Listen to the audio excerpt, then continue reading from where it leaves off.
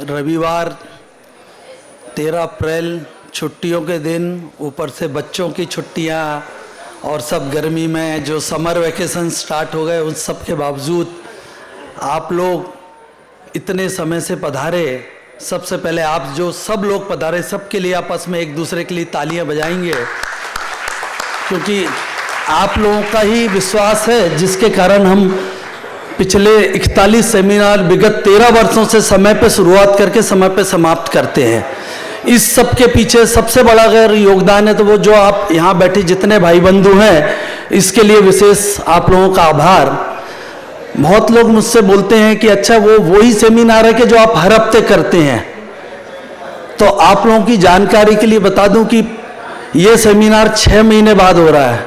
हमारा 40वां सेमिनार अक्टूबर में हुआ था। हाँ, इसके बाद हम प्रयास करेंगे कि साल में 3 या 4 सेमिनार एट द मोस्ट आपके बीच में लाएं।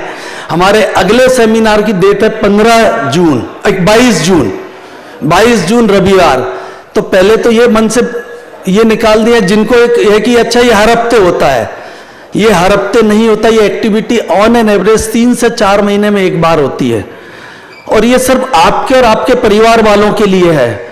बहुत लोगों को लगता है कि अरे इसकी मुझे प्रॉब्लम है तो मैं ये सेमिनार में तो आऊंगा। तो हम लोगों का, विनय भाई और हम लोगों का निवेदन ये रहता है, भाई अगर आपको कोई प्रॉब्लम है और ऑलरेडी आप डॉक्टर के टच में हैं तो फिर आप आओ कि नहीं आओ, ये सेमिनार का इम्पैक्ट उतना नहीं पड़ेगा। बजाय उसके कि जिस चीज की प्रॉब्लम नहीं है और उसका सेमिनार है तो आप आएंगे तो जो ज्ञान लेके जाएंगे तो आप उस चीज के बारे में समझ सकते हैं, उस बीमारी के सिम्टम्स पकड़ सकते हैं, और वो बीमारी आने से रोकथाम के लिए बहुत से जो यहाँ पर टिप्स दिए जाते हैं उनको आप यूज करके उस बीमारी से दूर हो सकते हैं या उससे बच सकते हैं। तो ये आपसे निवेदन है कि और ये सिर्फ अपने ही सिर से लेके पैर तक आपके अपनी बॉडी भगवान ने जो मनुष्य दे दिया है उसी के अंतर्गत सेमिनार होता है, उससे बाहर कुछ भी नहीं होता है। हमारे पिछले कुछ सेमिनार्स बहुत ही प्रभु के आशीर्वाद से, आप सबके सहयोग से बहुत ही उम्दा गए हैं, जिनकी डीवीडी अवेलेबल है। हाँ, हमने फ्री में देना इसलिए बंद कर दिया कि फ्री का मिसयूज हो रहा था, तो पेन ड्राइव की कॉस्ट पे ही हम लोग पीछे उपलब्ध कराते हैं, और पीछे के काफी सेमिनार की फ्री लिंक अवेलेबल है। लास्ट के 3 या 4 सेमिनार जो बहुत ही अच्छे गए और जो अवश्य एक बार देखना चाहिए, ऐसे सेमिनार। आज मुकेश पारासर साहब भी बैठे हुए हैं, एक सेमिनार इनका सुपर हिट हुआ था। डॉक्टर अजय जैन जो हमारे सुप्रसिद्ध डायबिटिक और थायराइड के डॉक्टर, इनकी सेमिनार की वो लिंक फ्री में अवेलेबल है। तो ऐसे कई सारे सेमिनार हमारे होते हैं, जिसको जरूरत है अवश्य लेके जाएं, देखें। किसी भी कार्यक्रम की शुरुआत हम लोग दीप प्रज्वलित से शुरुआत करते हैं, तो हमारे बड़े भाई साहब निर्मलेश भाई साहब जो इस सेमिनार के हमारे टीम के वरिष्ठ सदस्य के अलावा हमारे विनय भाई और हमारे अतुल सबके प्रेरणा स्रोत तो वो भी आ गए हैं। तो मैं निवेदन करूंगा विनय भाई, निर्मलेश भाई साहब, दीप प्रज्वलन के लिए आप लोग डॉक्टर अनिरुद्ध दाप्टे न्यूरोलॉजिस्ट, इनका परिचय देने की कोई जरूरत नहीं है, क्योंकि ये सेमिनार के प्रणेता शुरुआत से लेके टीम मेंबर वरिष्ठ सदस्य जो सिर्फ अपना नाम नहीं देते, ऐसे लोगों को मैं दीप प्रज्वलित के लिए आमंत्रित करूंगा। डॉक्टर अनिरुद्ध दाप्टे, राम गोपाल जी मुंदड़ा, गिरधर गोपाल जी मुंदड़ा, ललित भाई अग्रवाल, डॉक्टर अजय जैन साहब डायबिटीज वाले आगे आए, डॉक्टर मुकेश जी पारासर, श्याम भाई गुप्ता, आप सब दीप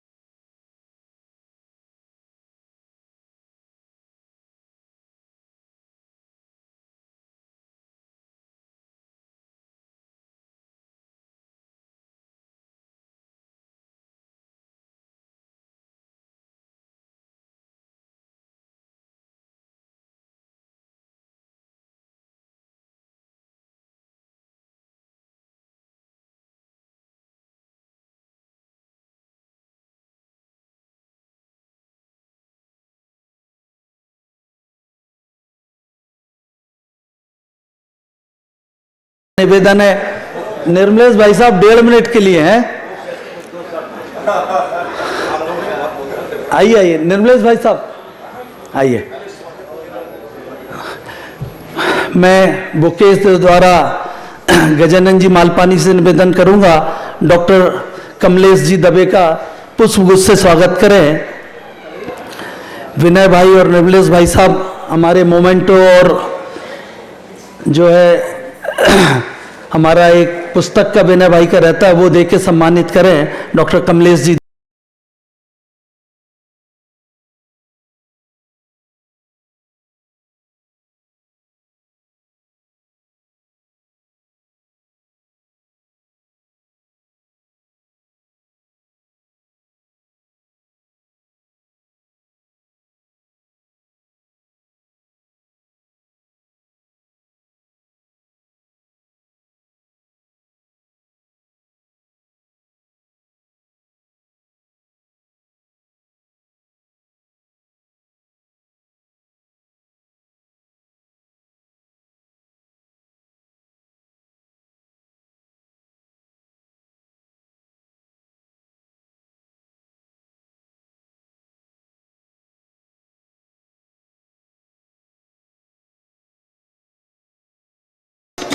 क्योंकि इसके बाद डॉक्टर आप्टे साहब भी बोलना चाहेंगे, तो 1 मिनट के लिए।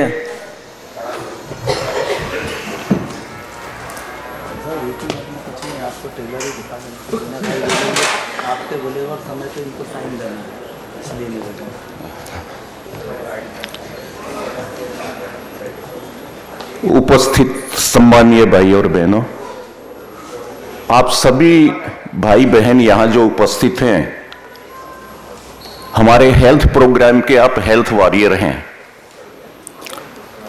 आप न केवल यहां इसलिए आए हैं कि आपकी समझ स्वास्थ्य के प्रति बढ़े, बल्कि आपके जितने संबंधी मित्र रिश्तेदार हैं उनको भी इस बात के लिए तैयार करते हैं कि स्वास्थ्य सेवाओं के प्रति हमें जागरूक रहना चाहिए।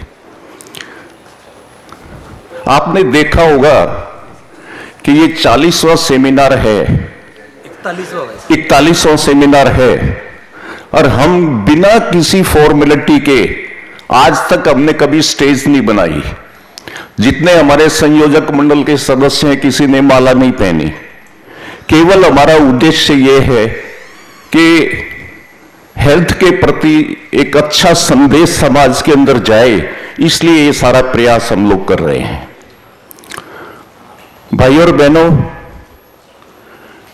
इस शताब्दी के अंदर 19वीं शताब्दी में 3 लोग ऐसे हुए जिन्होंने मानवता की सोच को बदला।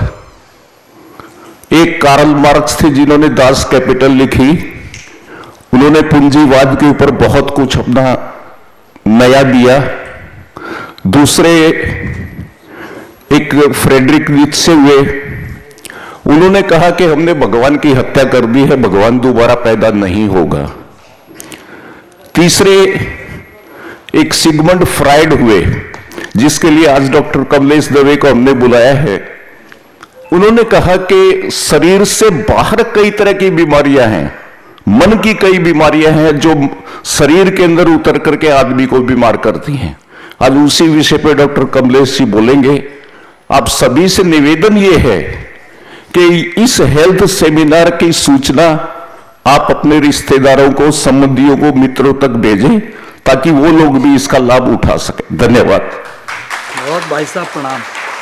अब मैं डॉक्टर अनिरुद्ध आप्टे, सुप्रसिद्ध न्यूरोलॉजिस्ट और 2012 से ये सेमिनार के प्रणेता जनेता जो भी हैं, जनक बोल दो, प्रणेता बोल दो, उन सब ने शुरुआत की। आज भी हमारे सब ये सेमिनार के मार्गदर्शक हैं, वो इन सेमिनार की इंपॉर्टेंस के लिए 2 मिनट आपके सामने प्रस्तुत हो।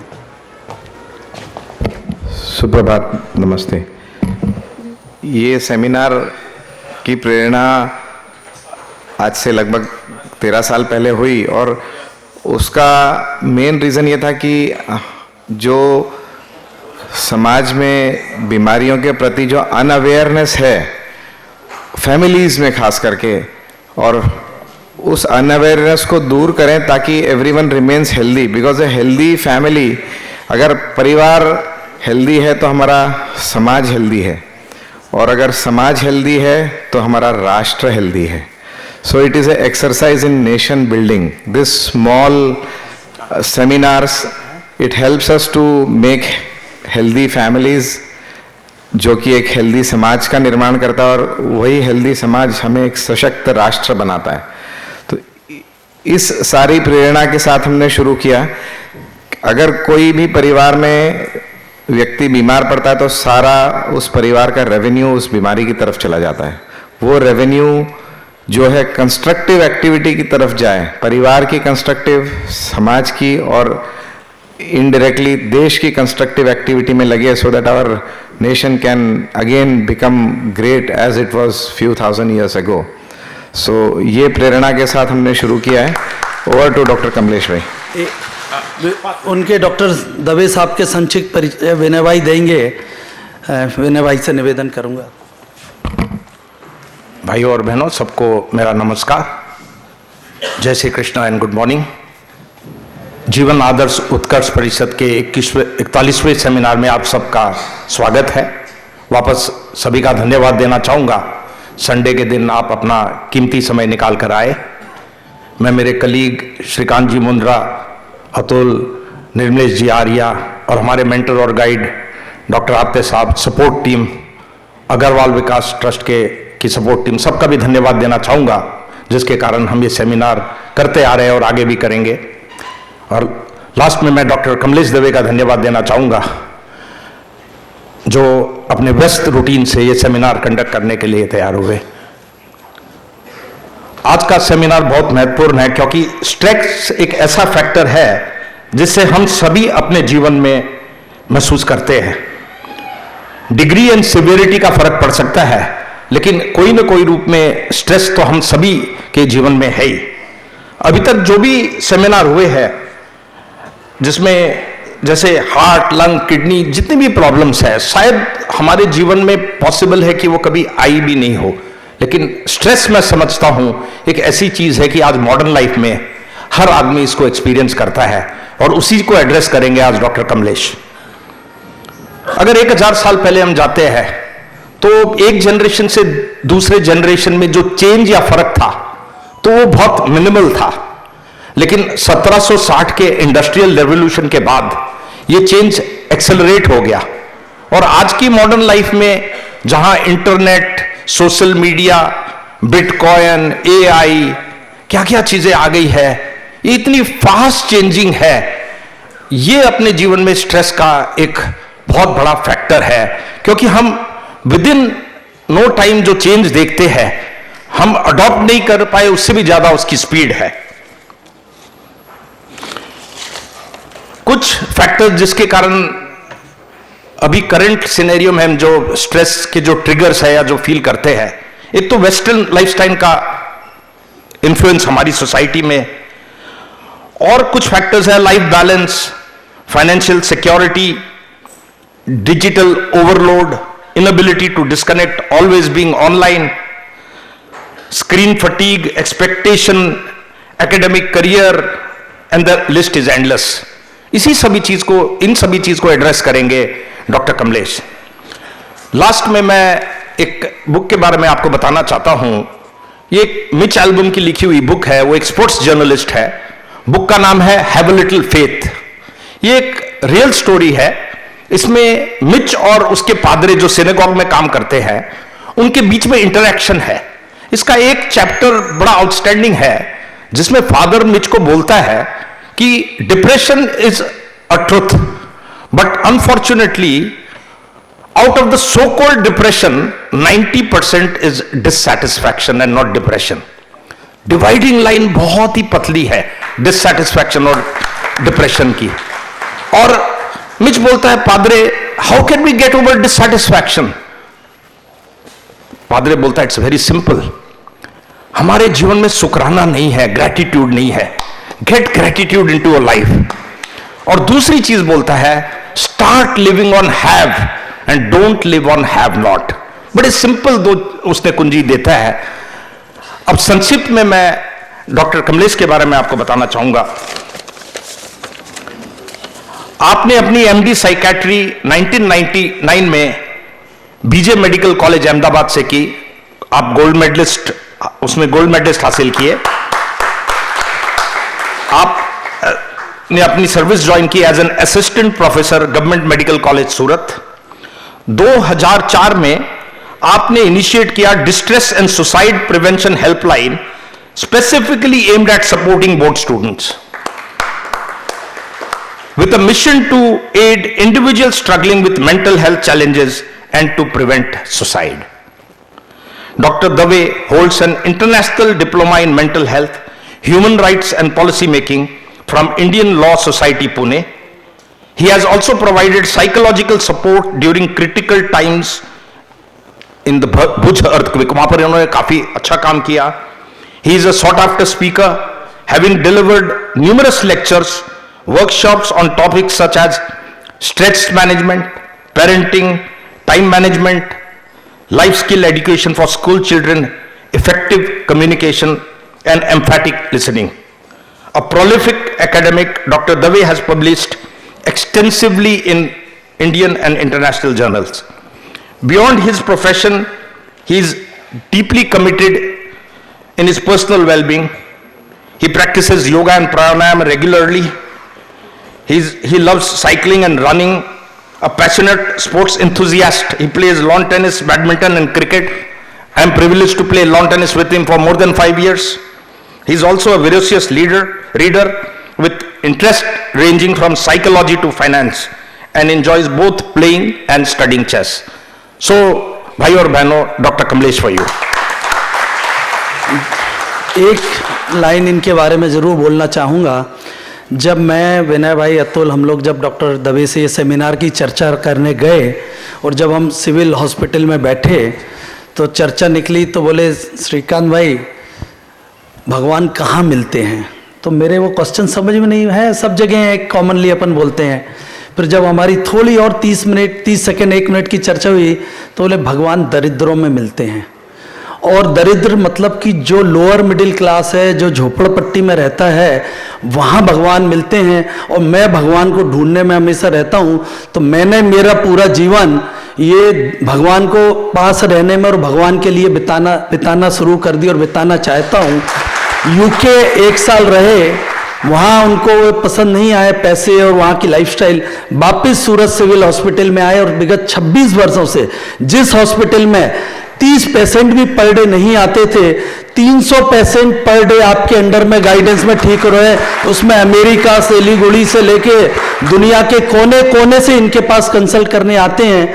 जब एक बार चर्चा हुई कि जब इनकमिंग फोन में चार्जेबल था और जब इनकमिंग फ्री हुआ, तुरंत डॉक्टरों की 12 लोगों की एक टीम बनाई और उन्होंने एक ही हेल्पलाइन शुरू की कि जो बोर्ड गोइंग बच्चे सुसाइड की वर्ज पे आते, सुसाइड करते, उनको कैसे बचाया जाए। ऐसे डॉक्टर साहब को सत सत नमन, सत सत प्रणाम। डॉक्टर कमलेश जी दवे।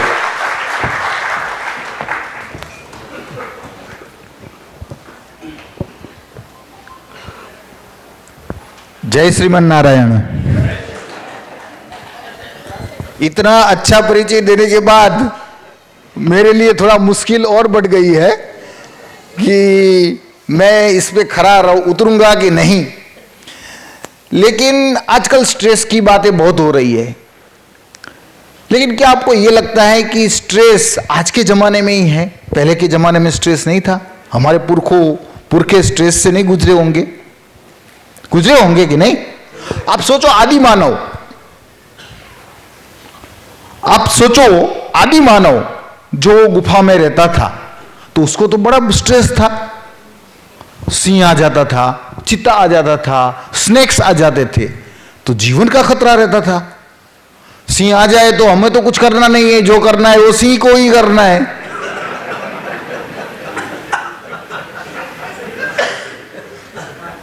तो हम सद्भागी है कि हमारे सामने सिंह नहीं आ जाता है।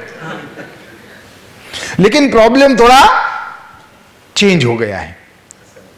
वो सिंह की बजाय अब बॉस हो गया है।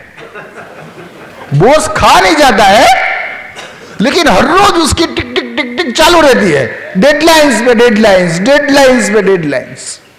तो जो पहले के जमाने का स्ट्रेस था वो एक्यूट स्ट्रेस था, एकदम आता था, सिंह आ गया, उसने मारण कर दिया है, उसका पेट भरा हुआ है तो छोड़ देगा।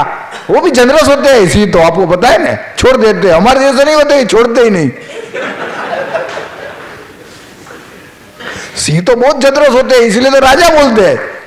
राजा का विरुद्ध पाने के लिए आपको generosity is the first and foremost requirement. अगर आपको मन में ये आए कि इसको मैं 100 रुपया दूं या 500 रुपया दूं, ऑलवेज गो फॉर 500 रुपीज। तो जो जनरस होता है तो छोड़ देता है, लेकिन हमारा बॉस इतना जनरस नहीं है, उसको तो टारगेट मिला है, तो वो हमें डेडलाइंस पे डेडलाइंस देते जाता है। उसकी बदौलत, उसकी वजह से हमारा स्ट्रेस है वो क्रोनिक हो गया है। क्या हो गया है? हम सतत स्ट्रेस में ही रहते हैं। और आजकल तो व्हाट्सएप पे सब आने लगा कि 10 मिनट में मुझे ये तैयार करके दो, आधे घंटे में मुझे ये तैयार करके दो। Email is a official channel now, you have to respond. पहले के जमाने में नहीं है कि कागज पत्थर आता था, देखा जाएगा, मिला नहीं है, पोस्ट में गुम ही हो जाता था।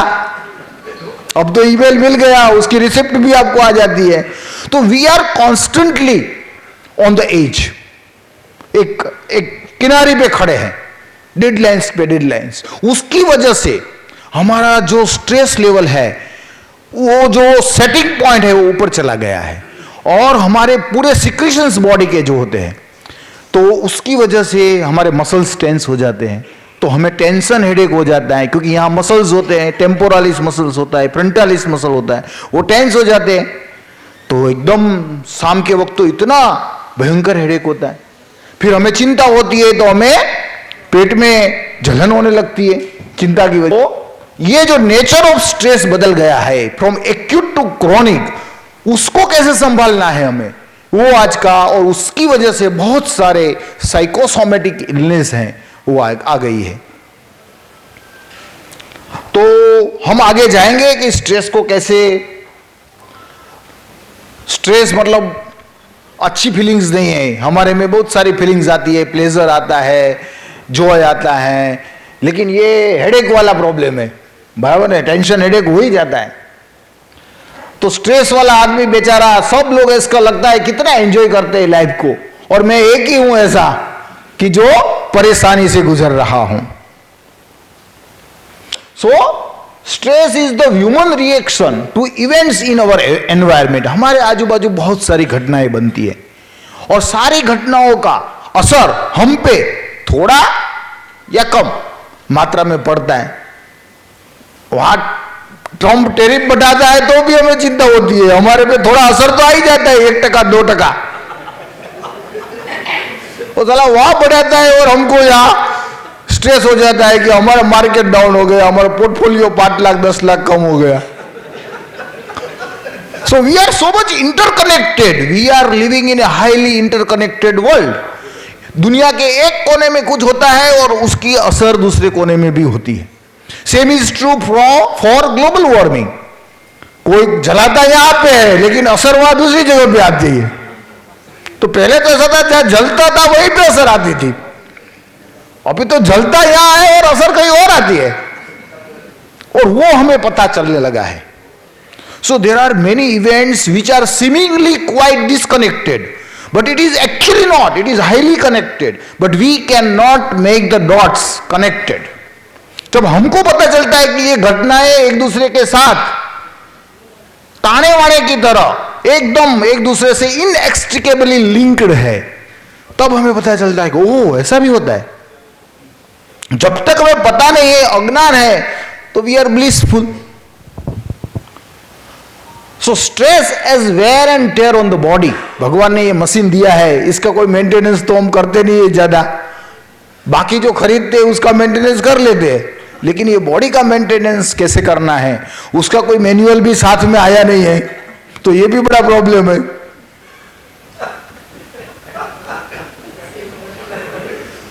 तो स्ट्रेस को डिफाइन कैसे करें? स्ट्रेस हमारे जीवन में प्रेशर आता है, बच्चे से चालू हो जाता है। स्कूल जाना है, अभी बच्चे को स्कूल जाना ही नहीं होता है, कौन बच्चे को माँ बाप को छोड़ के जाएगा, ऐसा रोता है, नहीं जाना है, नहीं जाना है। हमारे छोटे, मैं तो टिंगा टोली करके ले जाते थे, मतलब टिंगा टोली इंग्लिश हिंदी में मुझे नहीं पता है इसको क्या कहते हैं, मेरी हिंदी इतनी अच्छी भी नहीं है। तो पाँव, दो हाथ पकड़ते, दो पाँव पकड़ते, ऐसे ऐसे करके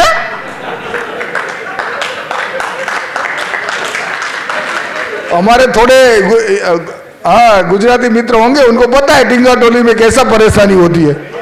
फिर वो बेचारा पूरी जिंदगी टिंगा टोली से ही चलता है। बोले तुम्हें डॉक्टर बनना है, इंजीनियर बनना है, पीएचडी करना है।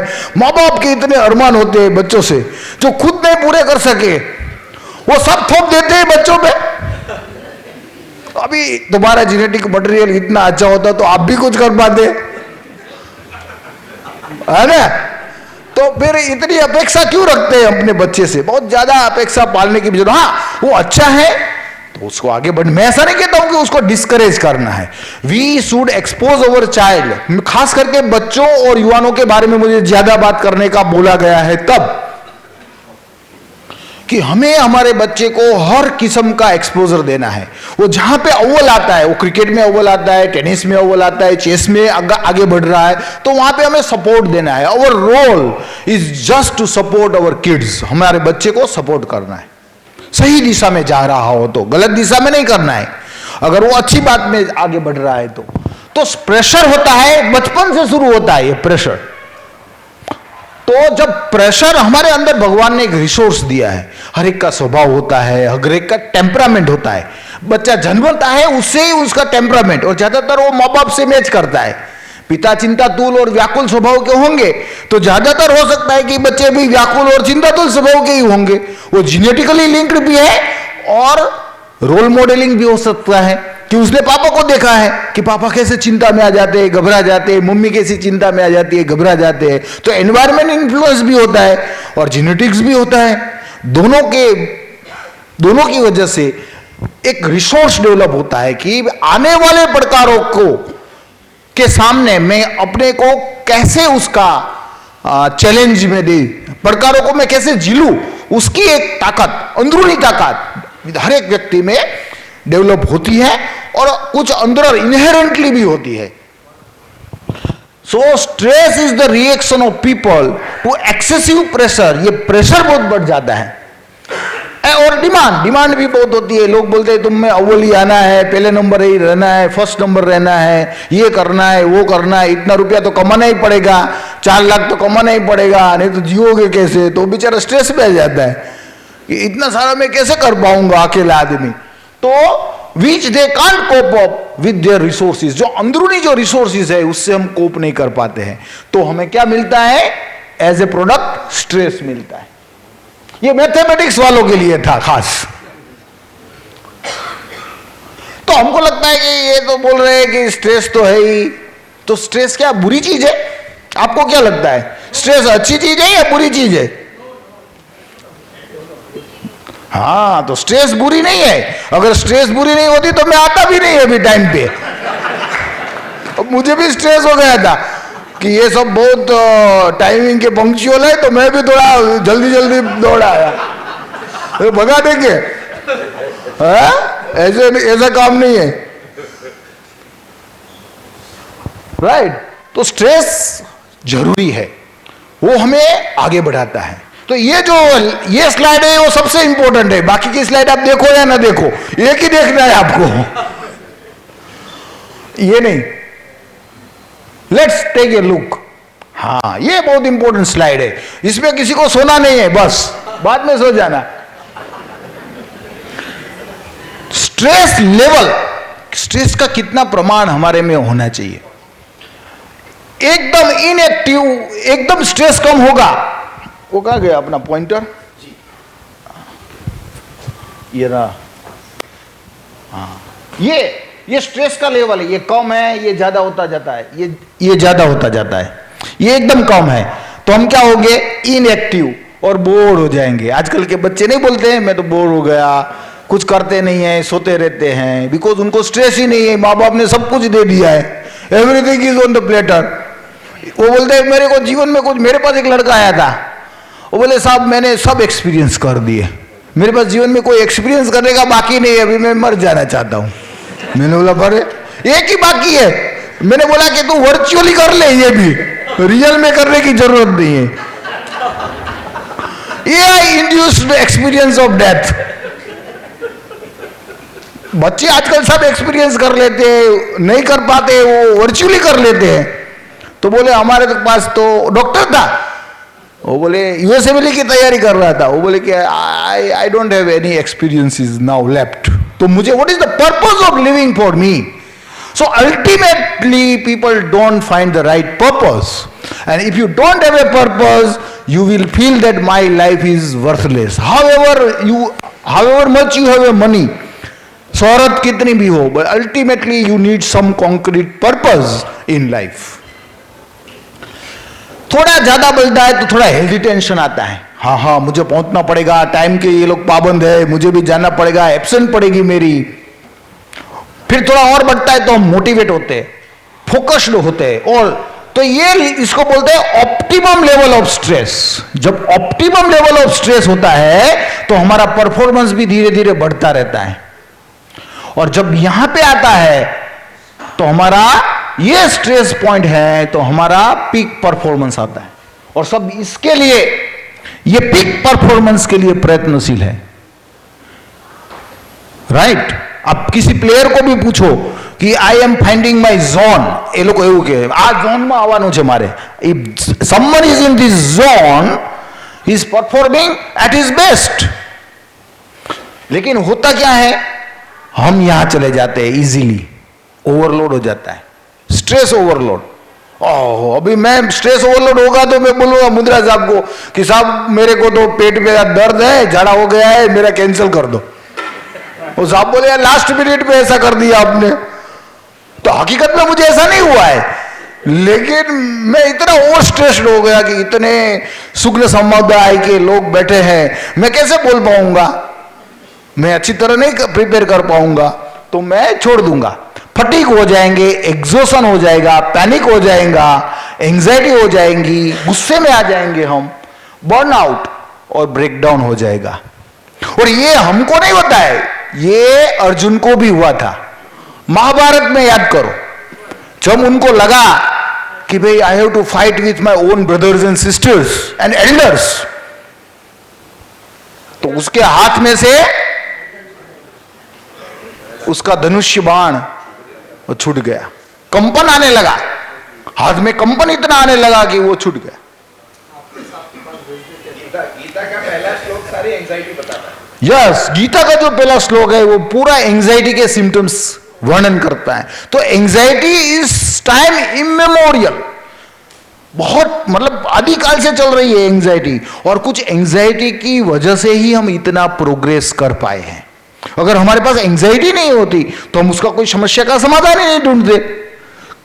तो ये जो चीज है यहां पे हमें रहना है. Optimum level of stress will lead to optimum level of performance. Too less stress हम लेम जैसे हो जाएंगे, राइट? हम कहते हैं ना लैम डक्ट प्राइम मिनिस्टर, उसका कुछ चलता नहीं है, लैम डक्ट. यहां पे हम हेल्दी रहेंगे, तो ये यहीं पे रहना है हमें. अगर बहुत ज्यादा हो जाएंगे तो सिक हो जाएंगे, और ज्यादा हो जाएंगे तो हम डिसीज हो जाएंगे. तो हमें यह ध्यान रखना है कि हमारा स्ट्रेस ओवरवेलमिंग ना हो जाए, जरूरत से ज्यादा ना बढ़ जाए, ऑप्टिमम जोन में रहें हम. ये बहुत जरूरी है. कई बार जीवन में, लेकिन जीवन इतना आसान भी नहीं है. कई बार स्ट्रेस फैक्टर्स इतने आ जाते हैं जीवन में. कई बार कोरोना में मैंने देखा कि परिवार में 2-3 करीबी लोगों का मृत्यु हो गया, तो वो भी बड़ा स्ट्रेस है. अपने नजदीकी लोगों का मृत्यु सबसे बड़ा स्ट्रेसफुल होता है. हमारे पास एक स्केल है, उसमें हम death of a loved spouse is given maximum point. अपनी पत्नी भार्या का मृत्यु हो जाता है जिससे हम प्रेम करते हैं, वो करते हो तो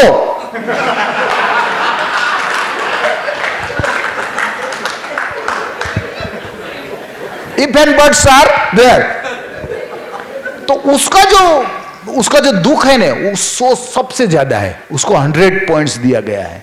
death of a loved spouse. और बहुत कचकच करती हो तो वे थोड़ा कम होता है, ऐसे 80% ऐसा। थोड़ा स्ट्रेस में मैं आ गया, मेरे बोले ये क्या आ गया।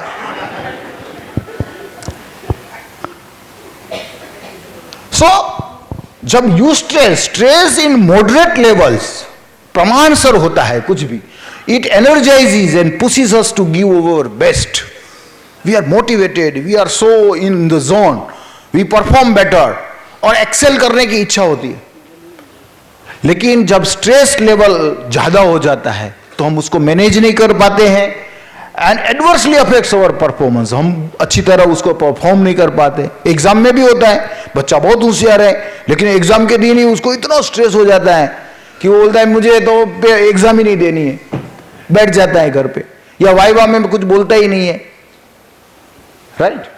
तो और ऐसा भी है कि यू स्ट्रेस मतलब कि अच्छी चीजों से भी हमें स्ट्रेस होता है। ऐसा नहीं है किसी को प्रमोशन मिले तो भी तकलीफ हो सकती है कि नहीं। आपको जान के ताजुब होगा कि मेरा अभी वेकेशन आने वाला है 15 तारीख से, तो मैं बड़े स्ट्रेस में हूं। तो साले 1 महीने का वेकेशन है, मैं तो इतना पेशेंट देखता हूं, मुझे बहुत मजा आती है और सरकार तो आने नहीं देती। ऐसा नहीं कि तुम जा सकते हो, वो पाबंदी लगा देते हैं कि now you can not work. तो मुझे स्ट्रेस हो रहा है कि मैं 1 महीना करूंगा क्या, प्लानिंग कर रहा हूं मैं कि कैसे मैं 1 महीना अपना व्यतीत करूं। तो अच्छी बातों से भी स्ट्रेस आता है। घर में एक नया आदमी आता है तो भी स्ट्रेस आता है।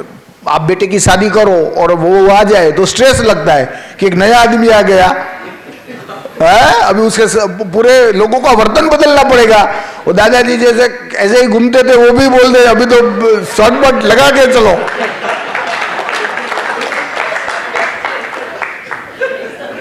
है नई बहू आ गई है, भाग में जाए ऐसा। अभी तो वो बहुत फ्रेजाइल, हैंडल विद केयर।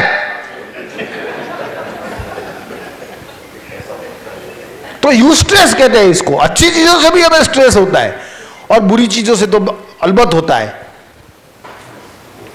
तो स्ट्रेसर हमारे आसपास ऐसी घटनाएं बनती हैं जो हमें प्लेजर नहीं देती है, वो हमें डिस्ट्रेसिंग देता है। एक्सटर्नल और इंटरनल इवेंट, इंटरनल भी होता है।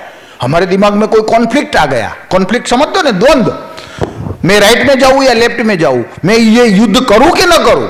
अर्जुन का सबसे बड़ा क्या था, वो बाहर कोई प्रॉब्लम ही नहीं था उसको, he was all powerful, all mighty, धनुर्धर, क्या नहीं कर सकता हो। लेकिन अंदरूनी मन में उसको द्विधा पैदा हो गई, द्वंद्व आ गया, कॉन्फ्लिक्ट आ गया कि मैं ये करूं या नहीं, why I am doing this, for what sake I am doing this. तो why is the most important question in life. When you can answer why I am standing here, why I am living here, it will actually lead to the purpose of your life. बाकी तो how और वो सब तो चलेंगे बाद में, what to do, why to do, but why is a very critical question one must ask. वो हमारी जीवन की वैलिडिटी दिखाता है। स्ट्रेस होता है is a complex set of neurological and psychological reactions that warn us against this stressors and ready us for action. तो stress होता है तो तुरंत हमारा ब्रेन एक्टिवेट हो जाता है और बहुत सारे हार्मोन्स, न्यूरोट्रांसमीटर्स सीक्रेट होने लगते हैं और हमें ग्लूकोज देने लगते हैं बॉडी में एकदम ग्लूकोज बढ़ जाता है क्योंकि कोर्टिसोल बढ़ जाता है। और वो ग्लूकोज का आप कैसे यूज करोगे, आप भागने भी यूज कर सकते हो, बिकॉज कभी कभी तो भागना भी पड़ता है ना, रण मैदान छोड़ना भी एक रण छोड़ की बात है। ऐसा नहीं है कि हर बार रण मैदान में रहना ही है, कभी कभी छोड़ना भी पड़ता है। That is the intellect that will decide कि यहां क्या करना है और क्या नहीं करना है, राइट। तो भागने के लिए ग्लूकोज चाहिए और फाइट करने के लिए भी ग्लूकोज चाहिए। तो बॉडी तो ग्लूकोज उत्पन्न करती है और उसमें सिम्टम आते हैं, ह्यूमन कंडीशन और pathology that can be generated by stress. जैसे स्ट्रेस हेडेक हो जाता है तो हमें सर दर्द रहता है, हम भागे फरे रहते हैं, कहाँ दिखाए, ये डॉक्टर को दिखाए, ये डॉक्टर को दिखाए। हम जब स्ट्रेस की बात नहीं करेंगे, उसको अच्छी तरह एड्रेस नहीं करेंगे, तब तक वो हेडेक जाएगा नहीं। हर एक हेडेक फिर स्ट्रेस हेडेक नहीं होता है, वो भी दूसरी बात है। हेडेक के बहुत सारे कारण होते हैं।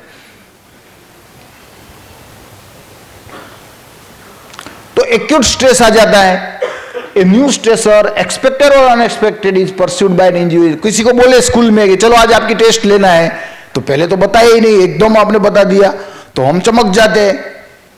एपिसोडिक एक्यूट स्ट्रेस है, फ्रीक्वेंट डेडलाइन सेट हो, चलो आप 5 बजे तक ये कर देना है, आपको 4 बजे मैसेज मिलता है कि 5 बजे तक आपको ये सब दे देना है, तो आप स्ट्रेस में आ जाते हो, और ऐसा बार बार होता है। क्रोनिक स्ट्रेस जो मैंने बात की कि परसिस्टेंट स्ट्रेसर ओवर ए प्रोलॉन्ग पीरियड, बहुत लंबे अरसे तक वो स्ट्रेस रहता ही है। खास करके मृत्यु जो है वो बात खलकती है हमें बहुत लंबे अरसे तक, और कई लोग उसमें से निकल नहीं पाते।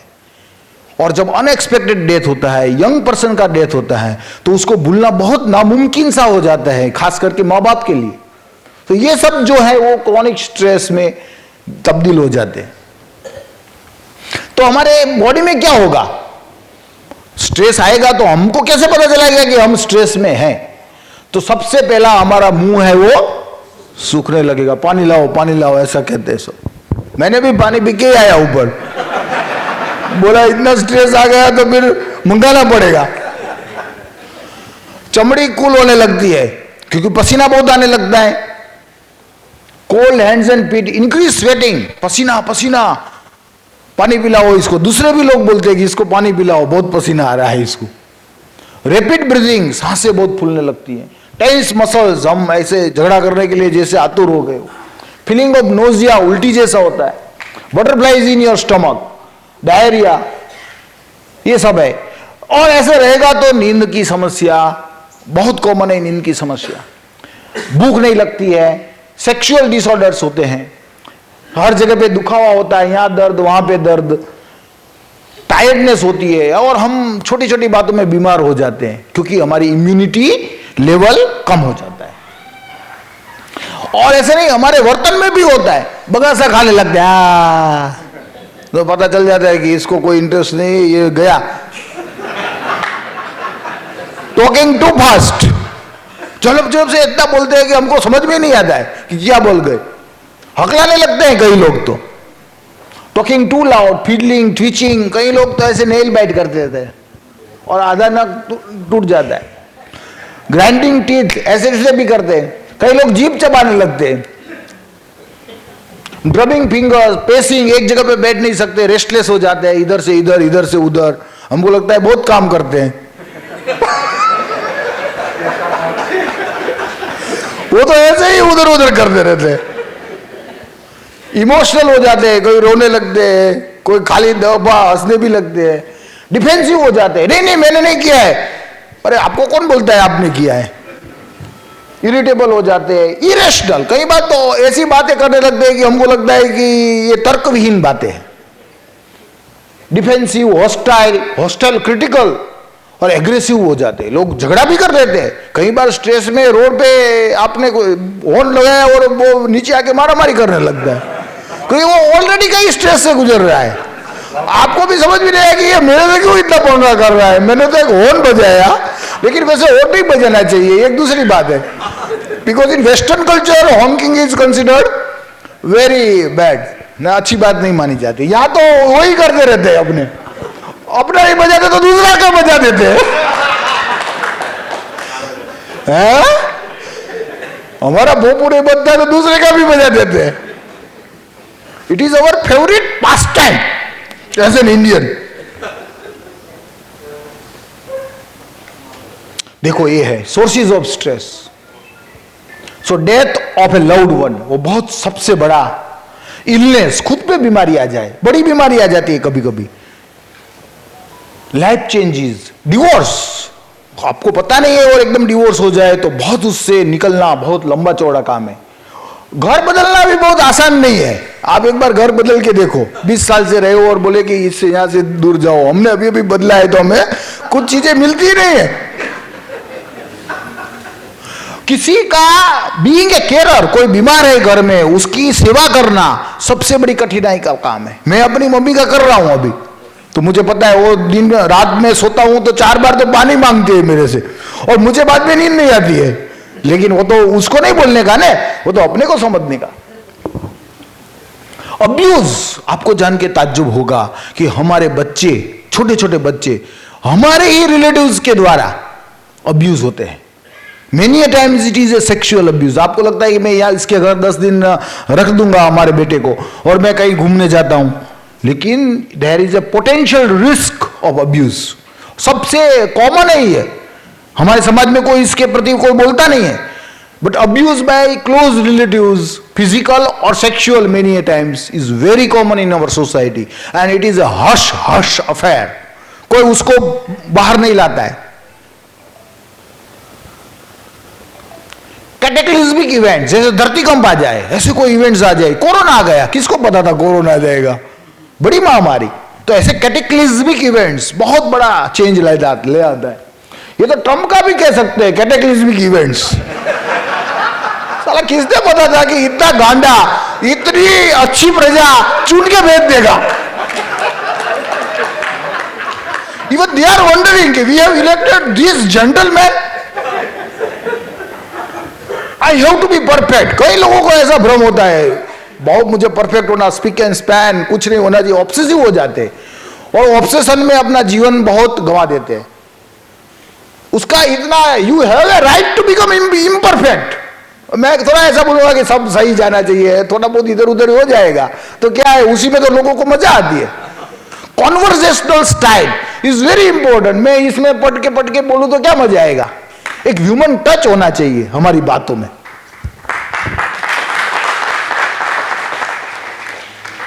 कॉन्फ्लिक्ट, बहुत सारे द्वंद होते हैं। माँ बाप के साथ रहना है कि नहीं रहना है, छूटा पड़ जाना है, अभी फातला नहीं है, घर में झगड़ा होता है, क्या करे, कॉन्फ्लिक्ट। बिजनेस साथ रखना है कि नहीं रखना है। विल करने वाले को सबसे ज्यादा कॉन्फ्लिक्ट होता है कि क्या लिखूं मैं इसमें, पैसा तो इतना सारा है लेकिन किसको कितना दूं, चला बाप वापिस झगड़े नहीं तो अच्छा है। लेकिन विल बनाना अच्छा है, with all said and done.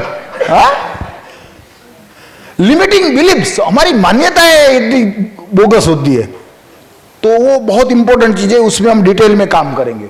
Frustration होता है, फाइनेंशियल प्रॉब्लम्स बहुत सारे, फिजियोलॉजिकल हमारे शरीर के लगता है, लगते हुए इलनेस, बीमारी आ जाती है, किसी को कैंसर हो जाता है, अस्थमा हो जाता है, ऐसी ऐसी बीमारियां हो जाता है जिसका कोई इलाज नहीं होता है, अल्जाइमर्स हो जाता है। नींद नहीं आना वो सबसे बड़ी बीमारी है। नींद लाना भी एक बड़ा काम है। वो हमारे पास एक मेरा डॉक्टर आया था कि साहब एक नींद नहीं दे सकते हो आप मुझे, मैंने बोला वो तो बड़ी चीज है,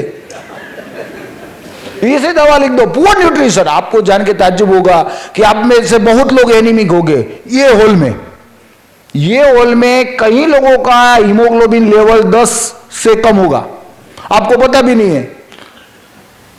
और इतने विटामिन डी लेवल तो इतने लोगों का कम है, जबकि हमारे देश में होना नहीं चाहिए, क्योंकि हमारे तो यहाँ सन इज ए पावर, सन देवता है हमारे लिए, लेकिन सन एक्सपोजर कहाँ है, हम सब एसी में बैठते।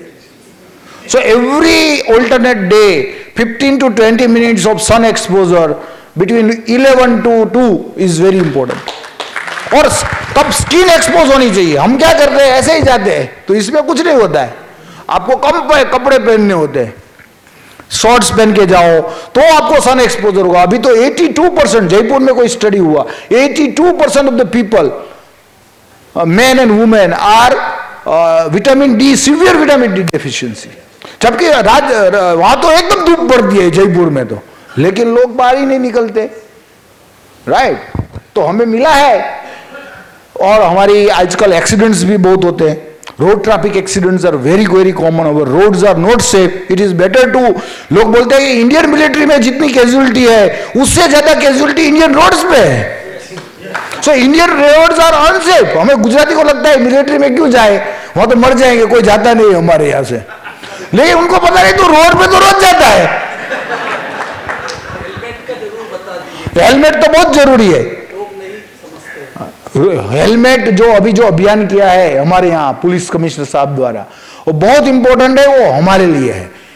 और ये जो 4 रास्ते पे जो रखा है वो भी बहुत इंपॉर्टेंट है, क्योंकि उसमें भी बहुत सारे एक्सीडेंट्स होते हैं। डॉक्टर आपसे बैठे बोलते इतने एक्सीडेंट्स होते हैं, इतना बाद में इतना लंबा चौड़ा चलता है, उसका इलाज भी नहीं होता है, क्योंकि वो न्यूरोलॉजिकल डैमेज हो जाता है। तो फिर कोई प्रॉब्लम सोशियो फाइनेंस का प्रॉब्लम है, रिलेशनशिप आज के यंगस्टर्स में बहुत हो गया। मैं तो कॉलेज में काम करता हूं, सब ब्रेकअप लेके आ जाते हैं कि मेरा इससे ब्रेकअप हो गया, रोना धोना चलता है, मैं उसके बिना नहीं रह पाऊंगा। कोई 10-15 गोलियां ले लेता है, जन्म जन्म का साथ था। Very common, because I stay in A college campus है, तो बहुत कॉमन है ये। वर्क, कई लोगों को वर्क मिलता नहीं है, कई लोगों को मिलता है तो जो पसंद करते हैं ऐसा वर्क नहीं मिलता है, और कई लोगों को वर्क मिलता है लेकिन अंडर पेड है, उनको मिलना ज्यादा चाहिए लेकिन पैसा इतना नहीं मिलता है। कम्युनिटी का भी प्रॉब्लम रहता है, हमारे समाज, क्योंकि हम तो समाज प्रधान समाज है ना, हमारे समाज में इज्जत कैसी रहेगी, क्या लोग बोलेंगे, उसका तो हमसे को सबसे ज्यादा डर है। बाजू वाला क्या सोचेगा मेरे बारे में, उसका सबसे बड़ा कोई हो तो हमारे समाज में। हम अपने बारे में कम सोचते हैं, बाजू वाले के बारे में ही सोचते रहते हैं। ये बहुत इंपॉर्टेंट है, ये दुनिया बाहर है ही नहीं। ये शब्द मेरे बहुत इंपॉर्टेंट है। The world is not outside, the world is between your 2 years. आपके दोनों कानों के बीच में आपकी दुनिया है, दुनिया बाहर है ही नहीं। ये हमारा भ्रम है।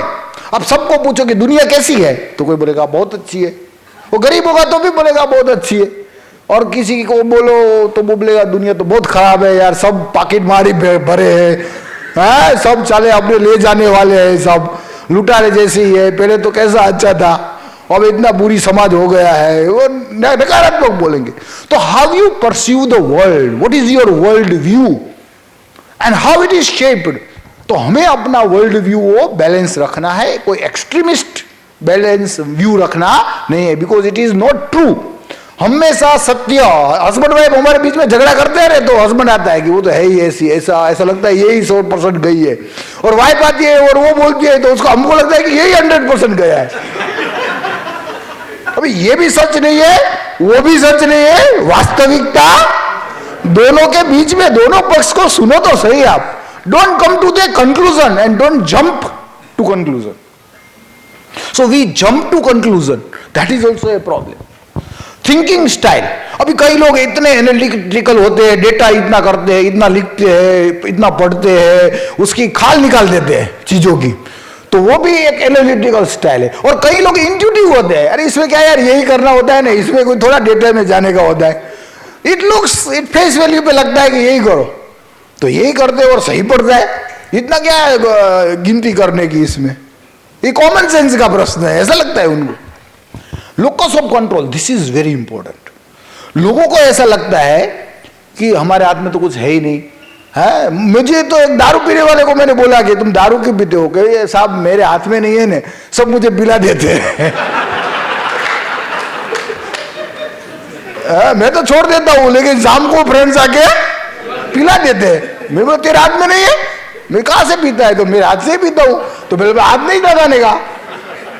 तो people don't have a sense of control, कि इवेंट्स जो होते हैं वो हमारे आजू बाजू में, कई चीजों का हमें कंट्रोल नहीं है, लेकिन जो हमें क्या करना है at the end of the day, वो हमारे हाथ में होता है।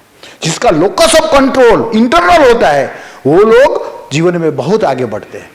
परिस्थिति खराब होने के बावजूद हमारा एटीट्यूड, कई लोगों का एटीट्यूड इतना नेगेटिव होता है कि कुछ अच्छा नहीं होने वाला है, सब बिगड़ गया है, समाज बिगड़ गया है, भाई सुधर जाओ रे, तुमसे ही शुरुआत करते हैं, चलो charity begins at home. So daily hassles, आपको बाहर निकलो और साला इतना ट्रैफिक मिलता है, आपको लगता है मैं 45 मिनट में पहुंच जाऊंगा, लेकिन 2-1.5 घंटे में भी नहीं पहुंच सकते। So this daily hassles also, traffic, pollution, इतना पॉल्यूशन है कि आप 2-4 बीड़ी तो यूं ही पी जाते हो, 2-4 सिगरेट तो दिन में यूं ही पी जाते हो, आपको पीने की जरूरत नहीं है, राइट। और ये जो है कि हमारा जो गट है, हम क्या खाते हैं, वो बहुत इंपॉर्टेंट है, क्योंकि हमारा जो गट का बैक्टीरिया होता है, हमारे यहाँ जैसा अन्न ऐसा ओडकार, ऐसा एक कहावत है, जो हम खाते हैं वही ऐसा हमारा मन बनता है। तो हमारे खाने में भी हमें बहुत ध्यान रखना चाहिए कि हम क्या लेते हैं, क्योंकि जो आप अगर गार्बेज डालोगे अंदर तो गार्बेज ही निकलेगा, garbage in garbage out, simple rule of life. तो स्ट्रेस देखो, मेरे लिए कोई बात स्ट्रेसफुल हो सकती है, लेकिन मेरे फ्रेंड के लिए वो बात बिल्कुल स्ट्रेसफुल नहीं होती है। वो बोले इसमें क्या है, ये तो मजा की बात है, इट इज एन अपॉर्चुनिटी। तो ऐसा नहीं है कि हर एक को स्ट्रेस लगेगा, किसी को स्ट्रेस लगेगा, बाजू वाले को बिल्कुल स्ट्रेस नहीं लगेगा। तो ऐसा क्यों है? प्रसंग, जो घटना बनती है वो तो न्यूट्रल घटनाएं हैं। जो भी इवेंट बनते हैं, events are neutral in its own right, but वो घटना के साथ हमारी पर्सनालिटी जुड़ जाती है। हमारी पर्सनालिटी कैसी है, इंट्रोवर्ट है, एक्सट्रोवर्ट है, हम रिसोर्सफुल है कि नहीं है, हमारा स्वभाव कैसा है, वो भी इंपॉर्टेंट है। हम कॉग्निटिवली कैसे इसको अप्रेजल करते हैं, हम कैसे सोचते हैं, ओहो मुश्किल आ गई, अब कुछ नहीं हो सकता, मर गए, खल्लास, खत्म, ऐसे लोग सोचने लगते हैं, द एंड। और कई लोग कहते हैं oh it's good, it's an opportunity, I will learn. So how you conceptualise the problem, that is very important. This is the cognitive appraisal. मुझे लगता है मुझे जल्दी खत्म करना पड़ेगा। तो स्ट्रेस, इंटरनल, एक्सटर्नल, ये सबको जाने दो, इसको भी जाने देते हैं, बजाना बहुत देना पड़ेगा। अभी हम यहां पे आ जाते हैं, ये तो है मैनेजिंग स्ट्रेस। नहीं तो ऐसा लगेगा कि डॉक्टर साहब ने बड़ी बातें की, लेकिन मैनेज कैसे करना वो तो बताया ही नहीं। Accept your genetics and your self. कई बार हम कहते हैं मैं छोटा हूं, मैं काला हूं, मैं ये हूं, फला हूं, ढिगड़ा हूं। Acceptance is the bliss. Learn new skills, नया नया हुनर, सॉफ्ट स्किल्स है, how to communicate, how to say no. कई लोग तो भारत देश में ना ही नहीं बोल सकते, किसी बचपन से मारा है, ना बोला, हाँ बोलो, हाँ बोलो, और ना हाँ क्यों बोले, ना ही बोलना चाहिए। The usual response of the human is no. But हम इतना बच्चे को मारते हैं कि बाजू वाले के बच्चे को रमकड़ा दो, तुम्हारा खिलौना दो, वो बोलता है ना, तो हम ना बोलना ही भूल जाते। तो ना बोलना बहुत जरूरी है। Say no, check your beliefs, make goals, develop hobbies. Sleep hygiene is very very important. हम कभी भी सो जाते हैं, कभी भी उठते हैं, ऐसा नहीं चलता है। It gives us the anchor of the entire day. Yoga, breathing, have friends and social support, mindfulness बहुत अच्छी चीज है। माइंडफुलनेस एक्सरसाइजेज हर एक को करना चाहिए। स्क्रीन टाइम आजकल इतना बढ़ गया है, साहब ने बताया कितना 10-10 घंटे लोग 5-5 घंटे रील्स ही देखते रहते हैं, फेसबुक, कितने कितने सोशल मीडिया है, पंचायत करते रहते हैं। पहले पंचायत होती थी, अब पंचायत होता है सोशल मीडिया में। Share your feelings. कई बार अपनी जो दिल की बात है वो हम किसी को बता नहीं सकते। फ्रेंड्स हो, फैमिली मेंबर्स हो, हमको शेयर करना चाहिए कि मुझे दुख होता है, मुझे तकलीफ होती है, मुझे चिंता होती है। Help others, this is the wonderful thing. If you help others, your self esteem will improve. वो हो, आप उसके लिए नहीं, आप खुद के लिए हेल्प दूसरे को करते हैं। Forgive, specially near ones. हम सबको फॉरगिव कर देते हैं, पूरी दुनिया को, लेकिन अपने माँ बाप को नहीं फॉरगिव करेंगे, अपने बच्चे को फॉरगिव नहीं करेंगे, अपने इन लॉज को तो बिल्कुल नहीं करेंगे। So we must forgive our family members, अपने माँ बाप, अपने बच्चे, अपने इन लॉज, सबको, करीबी लोगों को। वो बोले बिच्छा भी दुकड़म लिखते रहते हैं पूरे दुनिया को। अपनी वाइफ को बोला कभी, अपने बच्चे को बोला, अपने माँ बाप को बोला, जब बोलना है वहां तो बोलता नहीं है और पूरी दुनिया में डींगे मारता है।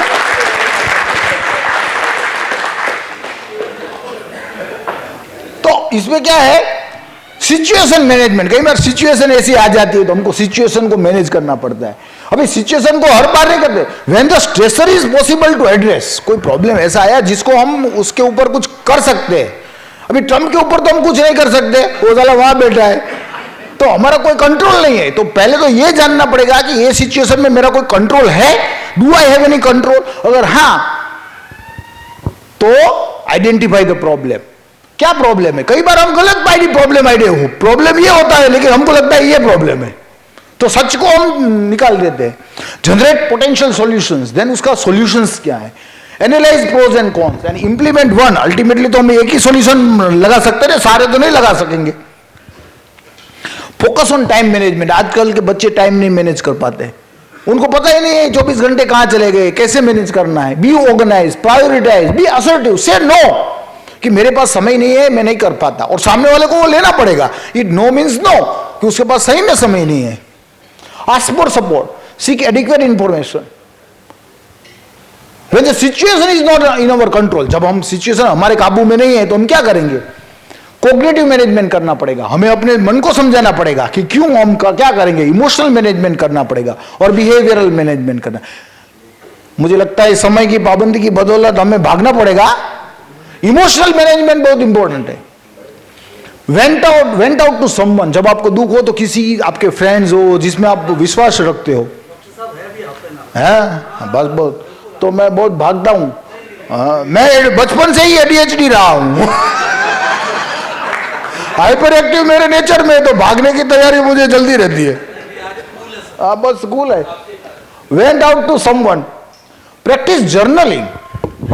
हमें किसी को नहीं बता सके तो हम लिखे अपनी रोजनीसी, जिसको हम बोलते हैं जर्नल, लिखे कि आज क्या हुआ, मेरे दिन कैसा हुआ, क्या नहीं हुआ, और रिफ्लेक्ट बैक, उसको फिर पढ़े भी कभी कभी। Relaxation exercise, deep breathing, Mandla, build a support system. आपके फ्रेंड सर्कल होने चाहिए। सुबह में वॉकिंग करने जाते हैं तो 4-5 लोग मिलते हैं, टेनिस खेलने जाते हैं तो 4-5 लोग मिलते हैं, वो भी एक बड़ा एलिक्सर ऑफ लाइफ कहते हैं हम उसको, जीवन का एक एलिक्सर है। Find distractions. कई बार हम एक प्रॉब्लम में इतना घुस जाते हैं कि अब क्या होगा, इसका क्या होगा। कई लोग तो ऐसा समझते हैं कि पूरी समस्या मुझे देश की सोल्व करनी है, और इतना टीवी में घुस जाते हैं। वाइफ बोलते हैं चाय ले लो, खाना ले लो, उसको लगता है कि ये होगा कि नहीं होगा। ऐसा लगता है बड़ा प्रधान वही है, नरेंद्र भाई जलसा मारते हैं लेकिन वो नहीं मार सकता। नरेंद्र भाई वनतारा में जलसा करते हैं, और ये सारा बोलेगा कि ये होगा कि नहीं होगा, यार क्या ऐसे। और वो आजकल टीवी वाले भी ऐसे खतरनाक आते हैं, 2 कुत्ते को यहां से लाते हैं, 2 कुत्ते को यहां से लाते हैं, ऐसे भिड़ाते हैं।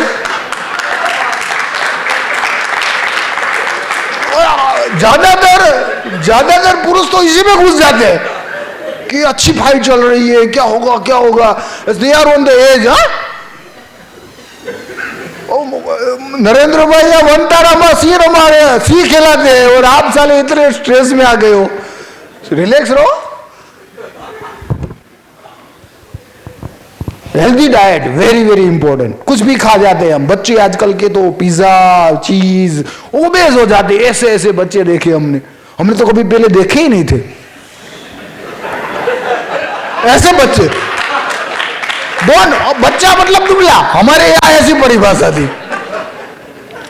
Don't skip mills. कई लोगों को मिल्क की नहीं खाऊंगा खाने लगा। Maintain sleep hygiene. Sleep hygiene is very important. उसमें 10 पॉइंट है, 10 नहीं मैं बताऊंगा, लेकिन एक टाइम पे सो, एक वही टाइम पे उठो, है ना। और नींद ना आए तो कुछ काम करने लगो। कई लोग ऐसे ही पड़े रहते हैं। बेड का उपयोग सोने के लिए करने का, लोग दिन को भी सोते रहते हैं। कुर्सी टेबल पे बैठो, वो बैठने का है, समय है। दिवस का काम सोने का नहीं है, दिवस का काम बैठने का है।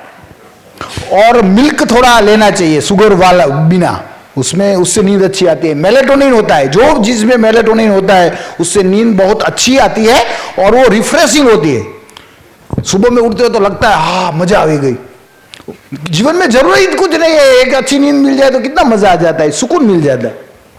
Take short breaks. Hobbies, avoid substance use. कई लोग स्ट्रेस में आ जाए तो सिगरेट पीने चले जाते, कोई अल्कोहल लेने लगता है, तो ये सब पॉइजन है। It is a poison, right. और उससे कोई फायदा नहीं होने वाला है, स्ट्रेस तो बढ़ेगा उल्टा, उससे कोई स्ट्रेस थोड़ा चले जाने वाला है। जो चीजें है वो एक्सप्रेस व्हाट यू फील, हम एक्सप्रेस नहीं कर पा रहे। गुस्सा आता है तो बताओ रे कि मुझे गुस्सा आता है आप पे, वो चला जाएगा तो वो आपका था ही नहीं पहले से। मदद, डॉक्टर की भी मदद ले सकते हो। फैमिली फिजिशियन हो सकता है, साइकियाट्रिस्ट हो सकता है। हम इच्छे कि साइकियाट्रिस्ट तक नहीं आना पड़े, लेकिन फैमिली फिजिशियन को आप बता सकते हो। अभी जॉब, हम ज्यादा से ज्यादा समय कहां प्रसार करते हैं? हम अपनी जॉब में प्रसार करते हैं 8 घंटे, कम से कम हम 8 घंटे। लेकिन जॉब का एनवायरनमेंट इतना खराब होता है, तो जो भी अभी यहां पे वहां लोग आते हैं, एम्प्लॉई है, उसकी खेवना रखना भी हमारा कर्म है। तो उसका सेटिस्फेक्शन बहुत इंपॉर्टेंट है, क्योंकि हम 8 घंटे अपने जीवन का अमूल्य समय सुबह से लेकर शाम तक वहां प्रसार करते हैं। अगर वो एनवायरनमेंट अच्छा नहीं होगा तो पूरा हमारा स्ट्रेस बहुत बढ़ जाएगा। ऑर्गेनाइजेशन के बारे में, लेकिन वो हमने इमेजरी कई बार दुनिया में जीवन में आप जैसे साहब बता रहे हैं कि हम अंटार्कटिका गए, इतनी मजा की, अभी स्ट्रेस में आ गए, तो आप सोचो एक बार कि हम अंटार्कटिका में हैं, मंद मंद पवन आ रहा है, ठंडी ठंडी लहरें आ रही है, इतना मजा आ रहा है, थोड़ा स्ट्रेस तो ऐसे ही कम हो जाएगा। और हम सारे को अंटार्कटिका जाने की जरूरत नहीं है, हम अपने उबराट में भी जा सकते हैं, बाकी डुमस तो है ही अपना। मजा तो आप डुमस में भी ले सकते हो, उबराट में भी ले सकते हो, हर एक को कोई अंटार्कटिका जाने की भी जरूरत नहीं है। सो create a mental image of A pleasant and relaxing place in your mind. कोई ना कहीं तो आपको रिलैक्सेशन होगा। अभी रिलैक्सेशन और स्ट्रेस दोनों साथ नहीं रह सकते, जैसे अग्नि और पानी साथ नहीं रह सकता, उसी भांति रिलैक्स स्टेट ऑफ माइंड और स्ट्रेस साथ रह सकता नहीं है। तो जब आप अपने आप को रिलैक्स करेंगे, रिलैक्सेशन एक्सरसाइजेज आती है, ब्रीदिंग की एक्सरसाइजेज आती है, उसमें अपने आप को बात करना है। We have to talk with our selves. हम लोगों से ही बात करते रहते हैं, खुद से बात नहीं करते हैं। तो biggest problem of our life, we talk to others, we give lessons, fires, but हम अपने आप से कभी बात करते नहीं है। Self talk is very very important. अगर हम खुद से अच्छी तरह बात करेंगे, क्रिटिकली इवेल्युएट करना है। ऐसा नहीं कि हाँ मैं तो बहुत खुश हूं, बड़ा आदमी हूं, ये लोग भी बोल रहे हैं कि बहुत सुविख्यात डॉक्टर है, तो मैं सही में हूंगा तभी तो बोलते होंगे ना, ऐसा नहीं। सेल्फ पेटिंग नहीं करना है। You have to critically evaluate अपने आप को कि मैं कहां गलत हूं, मैं क्या अच्छा कर सकता हूं, कहां पे गुंजाइश है अच्छा करने की। And everyone has a scope to improve an inch. हर एक के पास एक इंच तो अच्छा कर ही सकते हो ना अपने फील्ड में, तो वहां पे मेहनत करनी है। नहीं कि मेरी फ्लैटरी तो लोग करते हैं, बहुत अच्छे हो बहुत अच्छे हो, लेकिन हमें तो अपने आप को क्रिटिकली एनालाइज करना है और मिरर में देख के करना है, ताकि हम अपना देख सके अपने आप को। रिजिलियंस, आपको लगता है अगर हम स्ट्रेस में से गुजरते हैं तो हमको कुछ फायदा होता है कि नहीं होता है? कोई स्ट्रेस में से गुजरते हैं तो हम जिम में जाते हैं, रोज 10-10 किलो करते हैं, तो कुछ फायदा होता है कि नहीं होता है? 10 किलो तो हम यूं ही उठा लेंगे। उसी बात ही जब आप स्ट्रेस में से गुजरोगे तो आपको कुछ गेन होता है। वो गेन है, वो रेजिलियंस है। You have the ability to bounce back from the defeat. लोग डिफीट में से, स्पोर्ट्स में भी ऐसा होता है, एकदम पीछे चला जाता है, फिर वो ऐसा बाउंस बैक करता है कि नंबर 1 तो ability to bounce back from the failure. आज दुनिया में ऐसा कौन आदमी है कि जिसको फेलियर नहीं मिला हो? सबको कहीं ना कहीं फेलियर तो मिलता ही है, लेकिन वो फेलियर में से हम क्या सीखे, क्या लर्न किया, और हमारे में अंदरूनी क्या ताकत रही है। Ability to bounce back after setback, stress और failure, it is a central element of resilience is perception, how you pursue the problem. आपको प्रॉब्लम जो है उसको परसेप्शन कैसे करते हो? Do you conceptualize an event as traumatic? ओहो ये तो बहुत ट्रॉमेटिक था, हम इसमें से कुछ नहीं कर सकते, बाप रे ऐसा करने लगते हैं तो उसमें से कभी बाहर निकल सकते नहीं है। लेकिन if you think that it is an opportunity to learn and grow, मैं उसमें से कुछ सीख सकता हूं, फेलियर मिला मुझे। और आजकल के बच्चे तो ऐसा कहते हैं कि I want to fail early, fail fast. क्योंकि अगर आप देखो 100 रुपए का एंटरप्रेन्योरशिप करेंगे, उसमें आप फेल होगा तो what is at stake? 100 rupees.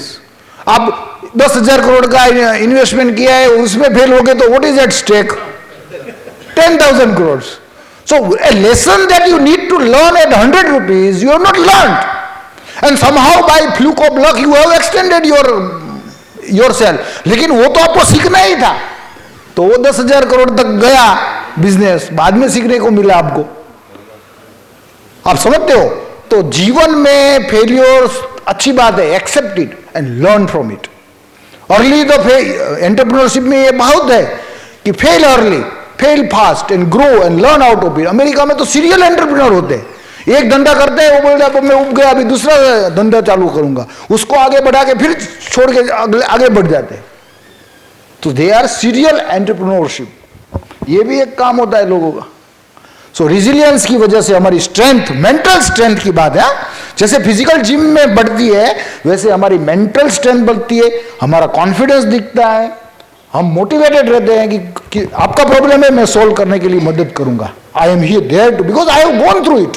मैं उसमें से पसार हो चुका हूं, तो हमको कितना उसमें से अनुभव मिलता है, निचोड़ मिलता है। और हमें भी ऐसे लोगों को कंसल्ट करना चाहिए जो लोग उसमें से गुजरे हैं। हम बोलेंगे ना कि भाई इनको मिलो, ये निकल चुका है ये तकलीफ में से। Protecting self, effort, change, and agility. Ultimately, life is about agility. How agile and how nimble-footed you are in your life. तो सबके लिए तैयार रखने का, ये यहां से भी जाने की और मृत्यु के लिए भी तैयारी रखने की।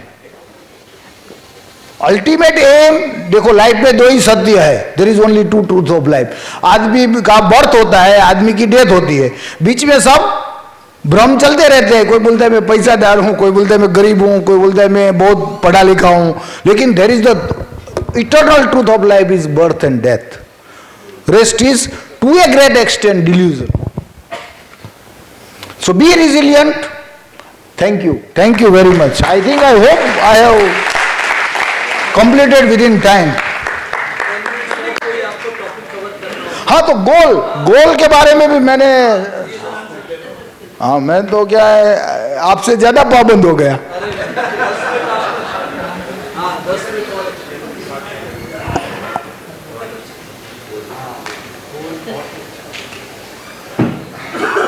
तो मुझे लगता है कि मुझे बात करनी चाहिए ये है, एक एग्जांपल देके हम कॉग्निटिव मैनेजमेंट के बारे में बात करते हैं, क्योंकि ये बहुत, एक आदमी, लड़का है Rubel, is appearing for a job interview in his dream company. एक लड़का है वो जो ड्रीम कंपनी में अपने, ये तो हो अमेजोन में मुझे जॉब करना है, गूगल में मुझे जॉब करना है, वो जॉब इंटरव्यू में जाता है। While waiting outside the interview room, वो बाहर ध्यान रखता है, तो उसका एक बेस्ट फ्रेंड्स का कॉल आता है और उसका बेस्ट ऑफ लक। तो वो क्या बोलता है, I want be able to crack this, I want be able to crack this, so don't expect anything. So बहुत उम्मीद मत रखना।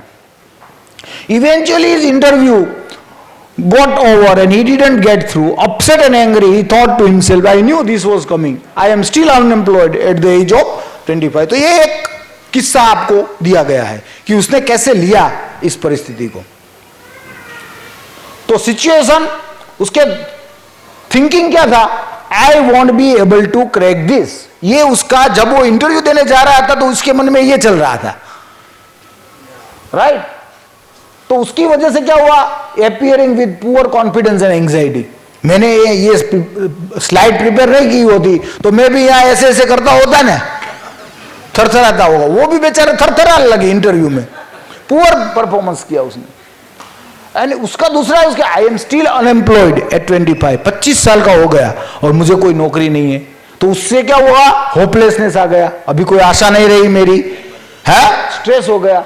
तो उसकी बजाय वो क्या कर सकता था, ऐसी सोच आती है तो हमको क्या करना चाहिए उसी वक्त, हमारे थॉट को बदलना चाहिए कि नहीं बदलना चाहिए। और वो हम ही कर सकते हैं, अपना फ्रेंड नहीं कर सकता, माँ बाप नहीं कर सकते, कोई नहीं कर सकता, क्योंकि ये दुकान के पीछे चलने वाली घटनाएं हैं।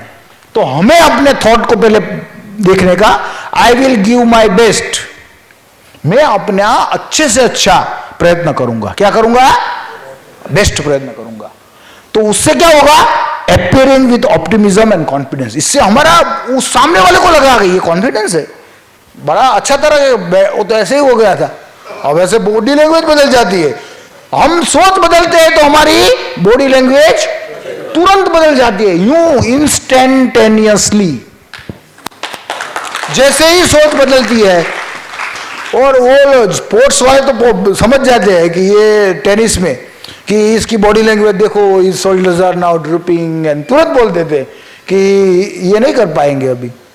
हाँ, तो body language is very important. I will give my best, it's okay that I didn't crack this, I will try other good companies. देखो उसने क्या बोला, कोई बात नहीं, मुझे इसमें नौकरी नहीं लगी, गूगल में मुझे नौकरी नहीं लगी, तो कोई बात नहीं, I will try other good companies. तो उससे ऑप्टिमिज्म, एक आशा अमर है, आज नहीं तो कल मैं सक्सेस पाऊंगा। तो ये अपने मन को कैसे अच्छी तरह समझाना है वो भी इंपॉर्टेंट है, उसको हम कॉग्निटिव मैनेजमेंट कहते हैं।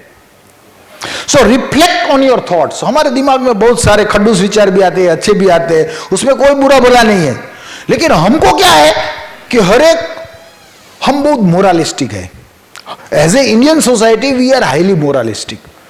हमको क्या है, ये अच्छा है या बुरा है, अच्छा है या बुरा है, अच्छा है, अरे अच्छा बुरा का कोई खाना ही नहीं है इस दुनिया में।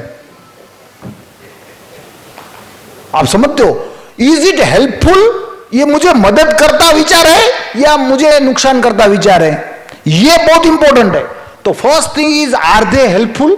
ये जो ख्याल मेरे दिमाग में आते हैं वो मुझे क्या मदद करता है या नुकसान करता है?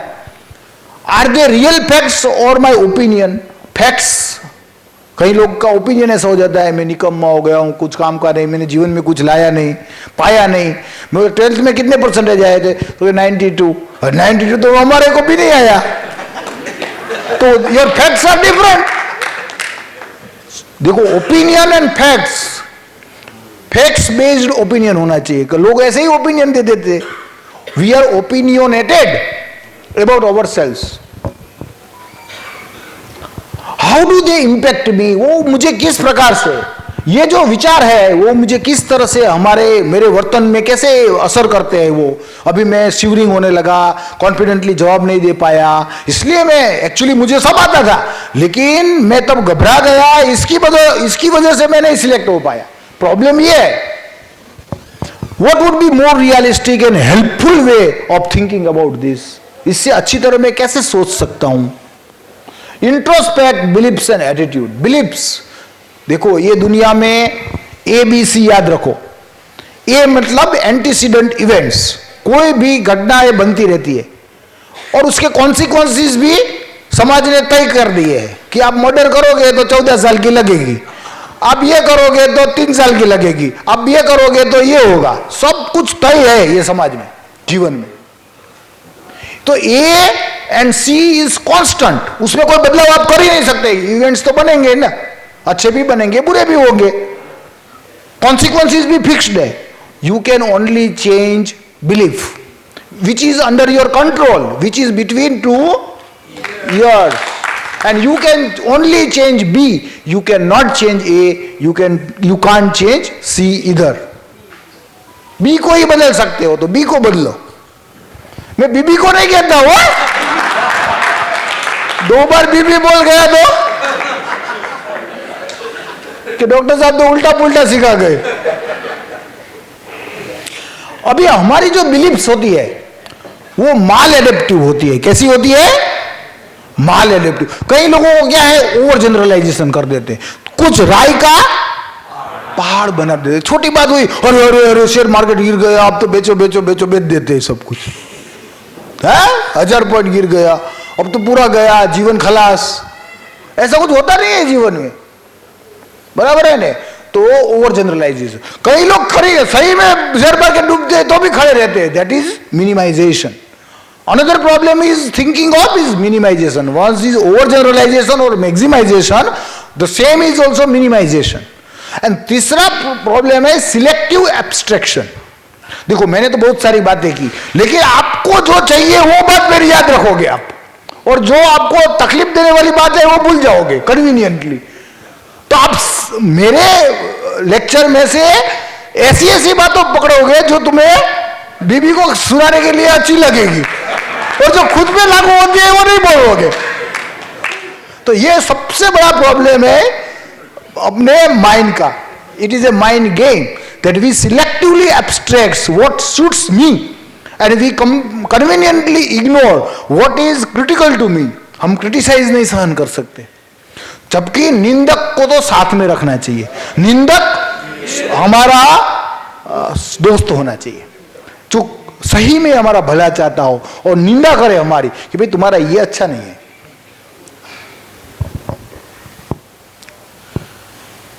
और दूसरा जो एक था catastrophization, that is also a very important thing. We catastrophize, कोई घटना बनती है, अब कुछ नहीं होगा, मर गया, सब खत्म हो गया, ऐसा हमारी सोच सीधी जंप करने लगती है। ऐसा कुछ होता नहीं। Don't catastrophize the event. हमने कोरोना को भी सर्वाइव कर लिया है, डिप्रेशन 1930 का डिप्रेशन भी सर्वाइव कर लिया है, इतने विश्व युद्ध हुए उसको भी सर्वाइव कर लिया है। Don't catastrophize the event. दुनिया तो चलती ही रहती है, आज नहीं तो कल वही सेम होने वाला है। सो डोंट कैटास्ट्रोफाइज की दिस इज द एंड। हाँ, ट्रम्प को भी सर्वाइव कर देंगे। ट्रम्प को तो वही के लोग धो डालेंगे उसको। Try to replace with more adaptive ones, ये थोड़ा डिफिकल्ट काम है, क्योंकि ये जो हमारी बिलीफ्स है ना वो डीप रूटेड होती है, इनग्रेन्ड होती है, जो हम कहते हैं बहुत डीप रूटेड होती है, इनग्रेन्ड होती है, और कई बार माँ बाप से भी आ जाती है, क्योंकि वो भी ऐसे ही सोचते थे, तो हमको लगता है यही सोच बराबर है, और घुसा डाला होता है, अपने जेनेटिक लेवल तक घुस जाती है। तो उसको क्रिटिकली इवेल्युएट करना, उसमें से शंका पैदा करना, शंका सबसे बड़ी बात है। हम शंका ही नहीं करते अपने आप पे कि ये गलत भी हो सकता है साला। There is a scope for 0.1%। यार अमेरिकन और western culture thrives on doubts. एक एस्ट्रोनॉट जाता है ऊपर तो कितना शंका करते हैं कि ये होगा, इतने ऑल्टरनेटिव होंगे। मेरा एक फ्रेंड है, वो हार्ट लंग मशीन्स में, वो क्वालिटी में, तो उनको तो शंका ही करनी पड़ती है कि साला पेशेंट बैठा है, वो मर जाएगा, ऐसा हो जाएगा। हार्ट लंग में तो कितना मशीन बनाने में, ये होगा तो क्या करेंगे, ये होगा तो क्या करेंगे, ये होगा तो क्या करेंगे। Something may go haywire, then what. So try to replace, उसके लिए आपको माल एडेप्टिव बिलीफ्स को पहचानना पड़ेगा और अच्छी को ढूंढना पड़ेगा जो मोर एडेप्टिव है, और वहां से निकाल के इसको डालना पड़ेगा। तो ये जो रिप्लेसमेंट है of beliefs is very very important. बाकी तो आपने बहुत सुना है मेरे को, थैंक यू वेरी मच, आपने जिस प्रकार से मुझे सुना, थैंक यू वेरी मच। बहुत ही सुंदर डॉक्टर कमलेश जी दवे, बहुत ही quality question answer session 10 minute के लिए। प्लीज़ पब्लिक के कॉमन क्वेश्चन पूछें, कोई पर्सनल क्वेश्चन नहीं, क्वेश्चन आंसर एक के बाद एक माइक लेके खड़े हैं।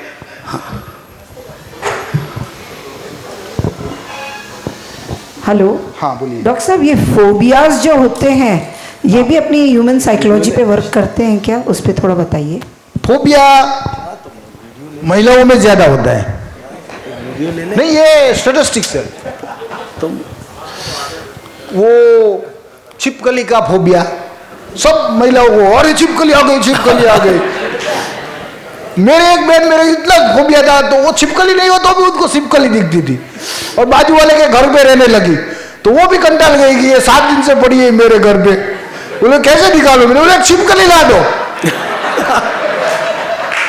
तो अपने आप चली जाएगी वो। कॉकरोच का फोबिया होता है। कॉकरोच का ये ज्यादा है ना, कुत्ते का तो होना लाजमी है क्योंकि बहुत कुत्ते काटते हैं और बहुत परेशान, कुत्ते का तो होना चाहिए, सी का तो ऑफ कोर्स होना चाहिए। So rational fear and irrational fear. तो जो इरेशनल फियर है वो हमको लिमिट करता है, हम रिस्क नहीं ले पाते हैं कि ये हो जाएगा, ये हो जाए। फाइनेंस में भी ऐसा, बिजनेस में भी ऐसा होता है कि हम रिस्क नहीं ले पाते क्योंकि हमारे साथ ऐसे पास्ट में हादसे बने हुए हैं। तो we learn from the past events and many past events are so traumatic. और कई बार रोल मॉडल से भी फोबिया आता है। उसकी मम्मी को भी ये था, पूरे घर में लोग कॉकरोच से डरते हैं, माता जी को भी था, सबको था। तो फोबिया को ओवरकम करना, what is required is exposure and prevention from going out of that place. तो कॉकरोच और आपको, जैसे कुत्ते का किसी को फोबिया है तो हम क्या करते हैं कि किचन में कुत्ता रखते हैं तो भाग जाएगा, सब कुत्ते को हटाओ, तो ये तो किचन में है, इसमें क्या है।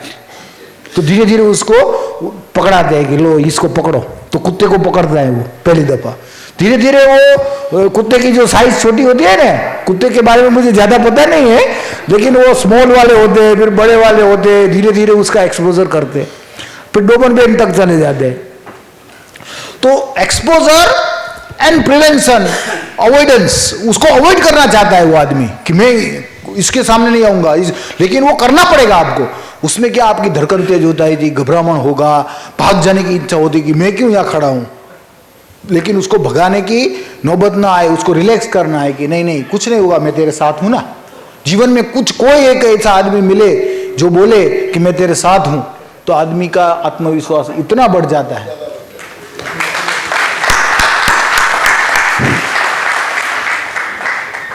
वो भाग्यशाली आदमी होता है जो बोलता है कि ये विकट परिस्थिति में मेरे तेरे साथ हूं। कृष्ण ने ऐसा किया था। श्री कृष्ण ने अर्जुन का साथ नहीं छोड़ा था। उसने बोला path is yours, I can not travel your path on your behalf, It is your life. You have to move. But I am here to support you. Whenever you have a problem, I will help you. My hands are with you. मैं तेरा सारथी हूं. तेरा रथ डगमगाने लगेगा तो मैं उसको संवारूंगा. लेकिन करना तो तुझे ही पड़ेगा. तो कर्म है वो हमें करना ही पड़ेगा. There is no alternative. माँ बाप नहीं कर सकते, बीबी नहीं कर सकती, कोई नहीं कर सकता. गुजराती में कहावत है, आप मुआ वगैरह स्वर्ग न जवाए. खुद को मरना पड़ता है तभी स्वर्ग पे जा सकते हैं. दूसरों को नहीं भेज सकते रहे कि तू पहले देख के आ जा कैसा है. तो एक्सपोजर एंड रिस्पॉन्स प्रिवेंशन, हम उसको क्या कहते हैं? We have to expose the person to a stimuli which is anxiety provoking, that is phobia. और उसको बोलने का कि तू मेरे साथ रहे, मैं तेरे साथ खड़ा हूं. तो मैंने कई लोगों को ऐसे इन विट्रो, मतलब बाहर जाके भी हम करते हैं ऐसा कि एक आदमी को ब्रिज का फोबिया था, वो ब्रिज से ही नहीं निकल सकता था, वो ब्रिज में आके अटक जाता था, नौकरी नहीं कर सकता था. तो उसने मुझे बोला कि साहब एक संडे मेरे साथ आप आओगे, you just have to cross me a bridge. ऐसा कैसा पुलिस लगेगा ना आपको. लेकिन मैं डॉक्टर होते हुए भी एक बार उसके साथ गया, उसको मैंने हाथ पकड़ा, चलो अपने ब्रिज साथ चलते हैं. वो बोले नहीं साहब मुझे बहुत डर लगता है. मैंने हाथ पकड़ के पूरा ब्रिज क्रॉस करवाया, तब से वो ब्रिज क्रॉस कर सकता है. तो हमको कैसा ऐसे रिडिक्यूलस लगता है ना कि इसका प्रॉब्लम कितना हास्यास्पद है, लेकिन उसके लिए वो हास्यास्पद नहीं है. It is a very serious issue, क्योंकि उसको कहीं नहीं जा सकता. तो ऐसी जगह पे हम मदद करें, नहीं कि हास्य पैदा करें. हास्य अच्छी बात है, we must laugh, but we should not laugh at others. कोई अपंगता पे नहीं हंसना चाहिए किसी की, हमें अपने पे ऊपर हंसना चाहिए. So laugh often, laugh more, but not at the expense of others, but on oneself, खुद पे. Next question. पहले तो आपके बहुमूल्य मार्गदर्शन के लिए धन्यवाद सर. मैं ये जानना चाहता हूँ, जो स्टूडेंट काफ़ी समय से कोई उच्च श्रेणी की डिग्री नहीं प्राप्त कर पाते, समय लग जाता है उनको, फिर वो मिलते हैं, फिर वो अचीवमेंट नहीं कर पाते हैं, नौकरी नहीं कर पाते हैं, और वो निराशा में भर जाते हैं, कुछ कर नहीं पाते हैं, तो वैसी स्थिति में उनको क्या मार्गदर्शन देना चाहिए और उनको क्या हेल्प करना चाहिए? क्या किसी मेडिकल सहायता लेनी चाहिए या कहाँ जाना चाहिए, किनसे मिलना चाहिए, इस बारे में मार्गदर्शन करें. जो बच्चे आजकल अचीवमेंट नहीं कराते हैं, वो चुपचाप रूम में रहने लगते हैं, माँ बाप की सुनते नहीं है, उनको लगता है कि मैं कुछ कर नहीं पाया और उम्र मेरी बढ़ रही है. वैसे बारे में सर, ये आम आदमी की समस्या है, उसके बारे में आप मार्गदर्शन करें सर. मुझे ऐसा लगता है कि ये अभ्यास का कुछ ज्यादा ही भूत हमारे समाज में चढ़ गया है. एजुकेशन, हमारे जमाने में ऐसा था ही नहीं. हम पढ़ते थे क्लास में 10 बच्चे होशियार होते थे, 50 में से 40 तो ऐसे ही बाप ठेल देते थे तो आ जाते थे. कभी आधे लोग तो निकल भी जाते थे. तो कुदरती ने ऐसा बनाया है कि सबको कोई थोड़ा डॉक्टर, इंजीनियर, पढ़ा लिखा बनना है.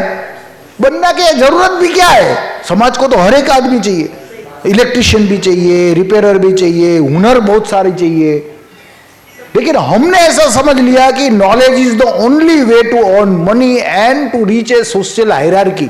सोशल हायरार्की भी होती ना, हमारा बेटा डॉक्टर बना है, इंजीनियर बना है, जबकि इसकी जरूरत ही नहीं है जीने के लिए. आप समझते हो? लेकिन हमारे समाज व्यवस्था कुछ ऐसी बुनी है, वो प्रॉब्लम हमारा है, बच्चे का नहीं है. So every human, every child is unique.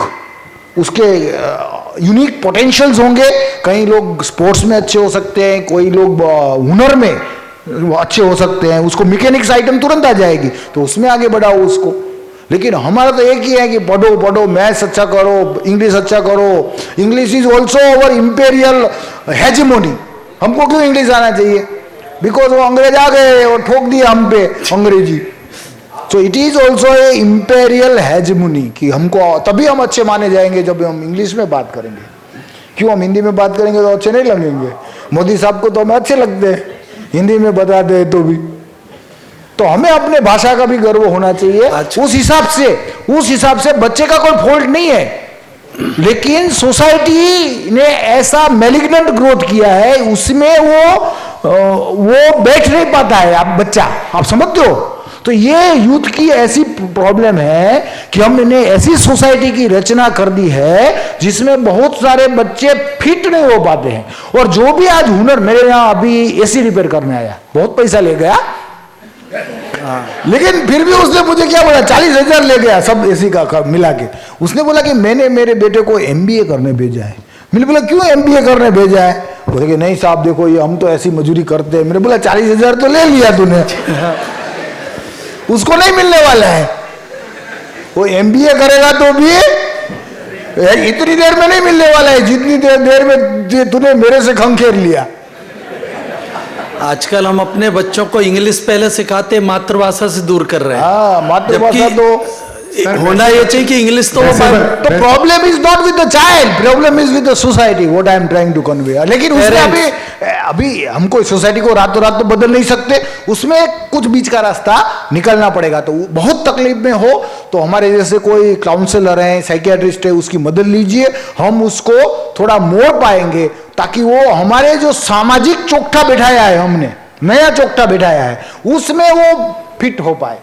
बाकी कोई child is not a problematic child, no child is problematic, society is at problem, तो पहले ही doesn't fit in.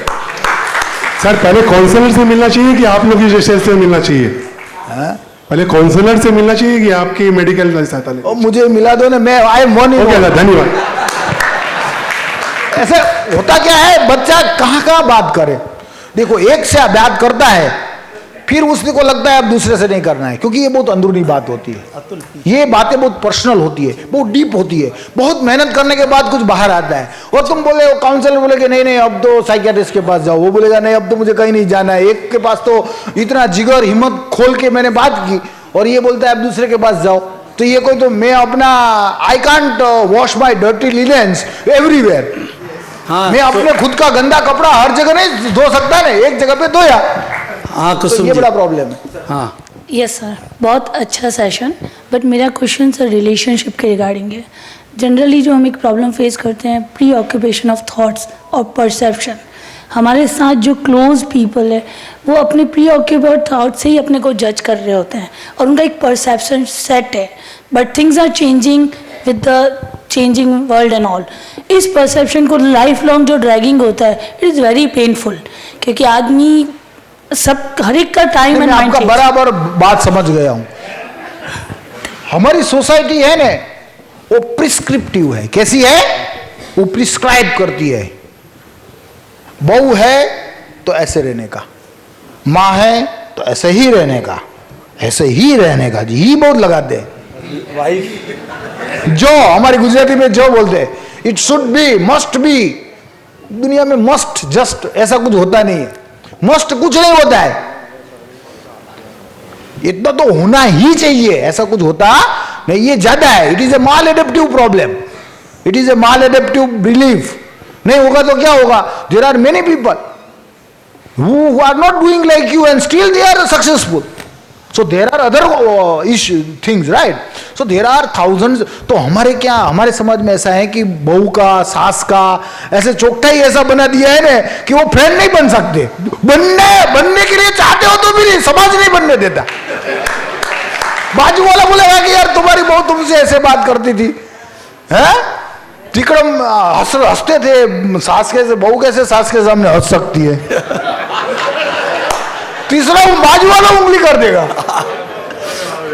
So because society prescribes and we accepts कि हाँ ये तो हमें करना ही पड़ेगा, ये तो नॉर्म्स है, ये तो हमारा रिवाज है। क्या? तो रिवाज को बदलना पड़ेगा। हमें अपने रिवाज को बदलेंगे तो हम जो प्री ऑक्यूपाइड रोल्स प्रिस्क्राइब किए गए हैं। So that's why many people don't want to marry now. क्यों नहीं शादी करना चाहते? कि शादी करेंगे तो मुझे रोल एक ढांचे में बैठना पड़ेगा। सुबह में बेल लगेगी तो कौन खड़ा होगा दूध लेने के लिए? वो तो वाइफ को ही जाना है। ऐसा कहाँ लिखा है? महाभारत में लिखा है, गीता में लिखा है, अरविंद भाई सुन लो, वेद में लिखा है।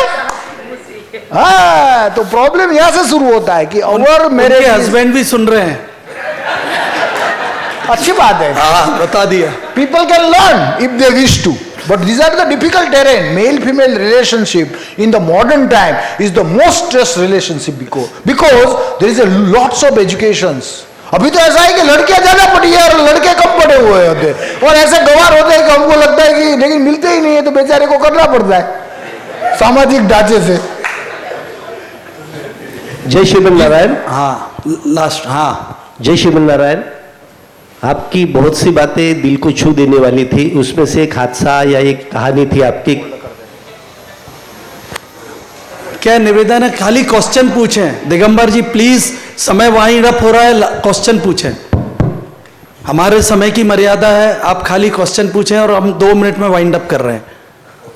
ये जो पत्नी का जो दर्द आपने बताया था, उसी के बारे में मैं आपसे बात कर रहा हूँ। मैंने भी अपनी पत्नी को खोया हुआ है और उसी के संदर्भ में वो जो 100% है उससे कैसे रिमूव किया जाए, अपने आप को उससे कैसे दूर किया जाए और एक हैप्पी जीवन जीना जाए, इसके लिए बारे आपसे विचार करूँगा। समझे ना? सोचा था है, सुना भी तो है कि हर किसी को जहाँ नहीं मिलता, किसी को जमीन तो किसी को आसमान नहीं मिलता, लेकिन कोशिश तो करते हैं मिलने की। बहुत बढ़िया दिगंबर जी, डॉक्टर साहब का अपॉइंटमेंट ले लेना, निश्चित रूप से आपको सॉल्यूशन मिलेगा। बहुत difficult area. Next question, last question. कुदरती ऊंघ, एक कुदरत वहाँ लेफ्ट साइड में, हाँ एक लास्ट क्वेश्चन उधर लेफ्ट। आज का तारीख में सबसे ज्यादा जो हो रहा है सुसाइड हो रहा है, जो भी बहुत ज्यादा कम उम्र के लड़के हैं जो सुसाइड ज्यादा कर देते, उसका वजह से बताइए सर। सुसाइड एक बड़ी घटना है, उसमें बहुत मानसिक समस्या भी बहुत जुड़ी हुई होती है। ऐसे ही कोई सुसाइड नहीं करता है, सुसाइड करने के लिए बहुत हिम्मत चाहिए। तो सुसाइड करने के लिए में बहुत सारी मानसिक समस्याएं, उसमें पर्सनली कई बार फैमिली में भी ये देखा जाता है, किसी ने सुसाइड किया है फैमिली में, दूर के मामा ने किया था, काका ने किया था, ब्लड रिलेशनशिप में। तो ऐसा कोई आदमी हो, मेरे पास ऐसा एक फोन आया था कलकत्ता के आजू बाजू में से कि साहब मेरा बेटा, हम ट्रेन में जा रहे हैं, अभी बोलता है मैं कूद जाऊं, और उसके पापा ने भी आत्महत्या किया है, उसके पापा ने भी आत्महत्या किया है, उसके पापा ने भी आत्महत्या किया है। मैंने बोला कि मैं सूरत में रहता हूं, आप फोन रख दो और कलकत्ता में कोई साइकेट्रिस्ट को मिलो, because I am too far to help you. उसको तो एडमिट करना पड़ेगा ना पहले। सो ऐसे भी केस आते हैं, और पेरेंट्स की इतनी एक्सपेक्टेशंस है बच्चों के साथ कि उनको लगता है ये करना देना चाहिए, और बच्चे इसमें आत्महत्या कर देते हैं। अगर पेरेंट्स सपोर्टिव है तो कोई बच्चा आत्महत्या नहीं करेगा। हर एक बच्चे को कहना चाहिए माँ बाप को कि you are a gift from the god, you are a gift for me from the god. तू जैसा भी है वो मेरा बेटा है, and I am proud of you. तू पढ़ेगा नहीं पढ़ेगा, काम करेगा नहीं करेगा, irrespective of it, my love for you will not change an inch. इतना भी मेरे प्रेम में तेरे प्रति कोई बदलाव आएगा नहीं। लेकिन हम बात ही ऐसा करते हैं कि तू 10th में 90% लाएगा तो मैं तुझे स्कूटी ला दूंगा। अभी स्टार्ट ही यहां से होता है। We live by conditions, don't make conditions, give unconditional love. The best thing you can give to your child is unconditional love. कोई कंडीशन नहीं है बेटा, तू आया वही बहुत है, बहुत बढ़िया, तू भगवान का प्रसाद है। बहुत लोगों को बच्चे नहीं होते। थैंक यू डॉक्टर साहब। इट इज ऑल अबाउट एक मिनट अरविंद जी, हाँ विनय, एक क्वेश्चन पूछना था सर। आपने बोला stress gives positive things also, but वो आपने जो ऑप्टिमम स्ट्रेस बताया, हाउ टू इवैल्यूएट और एनालाइज इट कि वी आर एट ऑप्टिमम? विनय भाई बहुत बारीकी से अभ्यास करते हैं। अभी ऑप्टिमम भी ऐसा भी कोई ऑप्टिमम नहीं है, वो जोन है। You can not be always on that straight line that I have shown, but there is a zone. अगर वो जोन में रहते हो तो आपका फिजिकल परफॉर्मेंस अच्छा रहेगा, आपका मेंटल परफॉर्मेंस अच्छा रहेगा, आपका फाइनेंशियली आप साउंड रहोगे, आपके निर्णय आपके आजू बाजू वाले बोलेंगे कि you are at your best. तो बेस्ट पीपल ऐसे जो वेल मीनिंग लोग होते हैं वो, बाकी तो ऐसे फ्लैटरी वाले भी बहुत लोग होते हैं, हाँ बहुत अच्छा कर रहे हो तुम, आगे बढ़ो हम तुम्हारे साथ हैं, फिर आप पीछे से चले जाएंगे। वो लोग की बात नहीं कर रहा हूं। लेकिन अगर आपकी वाइफ बोले who is the best critic, देखो आपको साइकियाट्रिस्ट के पास जाने की जरूरत नहीं है, आपकी वाइफ या आपके हस्बैंड से ज्यादा राय लेने की जरूरत है, because they know your weakest point and you don't want to introspect on those weakest area, and that's why you run away from. हर जगह पे घूमते रहते हैं लोग, कई दारू पीते हैं, ये करते हैं। वाइफ के साथ क्यों नहीं रहते? क्योंकि वो निंदा करेगी। क्योंकि जो आपकी वीकनेस है वो पॉइंट आउट करेगी, और आपको वीकनेस आपकी अच्छी नहीं लगती है, तो आपको अपने वीकनेस पे काम नहीं करना है, इसलिए आप भागते रहते हो, पूरी दुनिया भागो, खुद से कहाँ भागोगे। हाँ, it is all about mind, if you mind it matters. तो सर ये स्ट्रेस लेवल अनकॉन्शियस माइंड और सबकॉन्शियस माइंड पे कैसे रिएक्ट करता है? देखो, don't mind what I tell you, don't mind what I tell you. This unconscious and conscious is a humbug concept. ये Sigmund Freud को बुरा लग जाएगा, उसकी आत्मा को थोड़ा। These are the humbug concepts. There are many humbug concepts and people have minted millions and billions of rupees out of such esoteric concept. Esoteric मतलब एकदम फालतू, जिसको आउट ऑफ ब्लू, जो वास्तव में नहीं है। तो ऐसा अनकॉन्शियस जैसा होता नहीं है, जो भी है वो कॉन्शियस ही होता है। तो उसमें पढ़ने के बजाय हमारे हाथ में क्या है, what is in my control to change my life, and I am the sailor and I have to sail my boat. Which direction I am a decider. मुझे तय करना है कि मुझे कौन सी दिशा में जाना है। पूरी दुनिया ऐसे जा रही है तो मुझे भी वही दिशा में जाना है, वो जरूरी नहीं है। I can chart out my own path. तो don't go in to such esoteric concept like. लोग क्या बोलते हैं, पैसा कमाने के लिए लोग क्या बोलते हैं, आप तो 10% ब्रेन का ही यूज कर रहे हो, 90% ब्रेन तो सब अनकॉन्शियस होता है, you have tap the unconscious power of your mind. तो आप मेरे को 40,000 रुपये का में दो, मैं तुम्हें अनकॉन्शियस पावर भी थोड़ा बहुत दे दूंगा। ये सब पैसे कमाने का हथियार है, उसमें पढ़ने की जरूरत नहीं है। जो भी है तुम्हारे हाथ में है, 40,000 भी तुम्हारे हाथ में रखो। लास्ट क्वेश्चन, बस last question sir, last question. Sir please, good session. आपका सजेशन चाहिए क्वालिटी और गुड स्लीप के लिए। Quality of good sleep, yes. देखो, sleep is the barometer of mental health. Sleep is a barometer. अगर आपने पूरा दिन अच्छा व्यतीत किया है तो ही आपको अच्छी नींद आएगी। तो पहले तो आपको पूरी आपकी दिनचर्या पे जाना पड़ेगा। आप 12-1 बजे उठते हो और फिर बोले रात को मुझे नींद नहीं आई, तो नहीं आएगी ना। आपने कितना वर्कआउट किया पूरे दिन में, कितनी एक्सरसाइज की, कितना पसीना बहाया, आपने तो कुछ किया ही नहीं। पूरे दिन सोफा पे बैठ के रिक्लाइनर्स पे टीवी देखा। आईपीएल में बहुत दौड़ा दौड़ी होती है, अब तूने क्या किया? वो लोग करते। So exercise, exercise and exercise. जितना पसीना बहाओगे उतना डोपामिन, सीरोटोनिन सब कुछ चेंज हो जाएगा। Run faster. We don't need obese society, we want healthy society. तभी हम डेवलप कंट्री बन सकेंगे। ऐसे ही डेवलप थोड़ी बन जाएंगे बातें करने से, राइट? सो पहले मेहनत करो, थक जाओगे तो अपने आप नींद आ जाएगी। दूसरा कि हम ऐसे ही सोते रहते हैं, वो नहीं चाहिए। टाइम भी फिक्स होना चाहिए। भाई मैं 11 बजे से कभी लंबा जगता ही नहीं। कोई भी वो मैं बोल देता हूँ भाई थैंक यू वेरी मच, मेरा टाइम हो गया, 10:30 बज गए, अपना बिस्तर पे लेट जाने का, अपने बिस्तर पे लेटने का। नहीं, लोग जगह चेंज करते रहते हैं, एक रूम में से दूसरे रूम में, तीसरे रूम में। ऐसा कुछ करने की जरूरत नहीं है। और milk is a very good thing because it contains natural melatonin, right? लेकिन नींद में लोग हमारे यहाँ क्या करते हैं, शक्कर डाल देते हैं। शक्कर डालने का तो हमारे यहाँ इतना अच्छा शुक्राना रिवाज है कि हर चीज में शक्कर डाल देते हैं, जबकि शक्कर को हमें जरूरत ही नहीं है। ये मिठाई वाले लोग मेरे पास ना आ जाए झगड़ा करने के लिए कि हमारा धंधा बंद करवा दोगे। बाकी मैं कहता हूं कि मिठाई मैं लेता भी नहीं हूं, आपको जान के ताज्जुब होगा। कल मेरे को एक एंगेजमेंट हुआ, एक लड़का लड़की का, दोनों साइकियाट्रिस्ट थे, क्लास बेचमेंट थे। तो वो लोग मिठाई लेके आए। मैंने बोला थैंक यू, कोई गरीब को दे देना, मेरे तक पहुंच जाएगी। I don't accept gifts, I accept books, I accept books but I don't accept, मैं खाता ही नहीं हूं मिठाई। जो मैं खाता नहीं हूं उसको लू को, जो खाता हूं उसको दे दो। सो मिठाई का, क्योंकि हमारे राइस में भी मिठाई शक्कर आती है, शुगर आता है, तो उसी में से हमें बहुत काफी मिल जाता है। तो अगर आप दूध में बहुत शक्कर डालोगे तो नहीं आएगी। कई लोग कॉफी डाल देते हैं तो फिर तो बिल्कुल नहीं आएगी।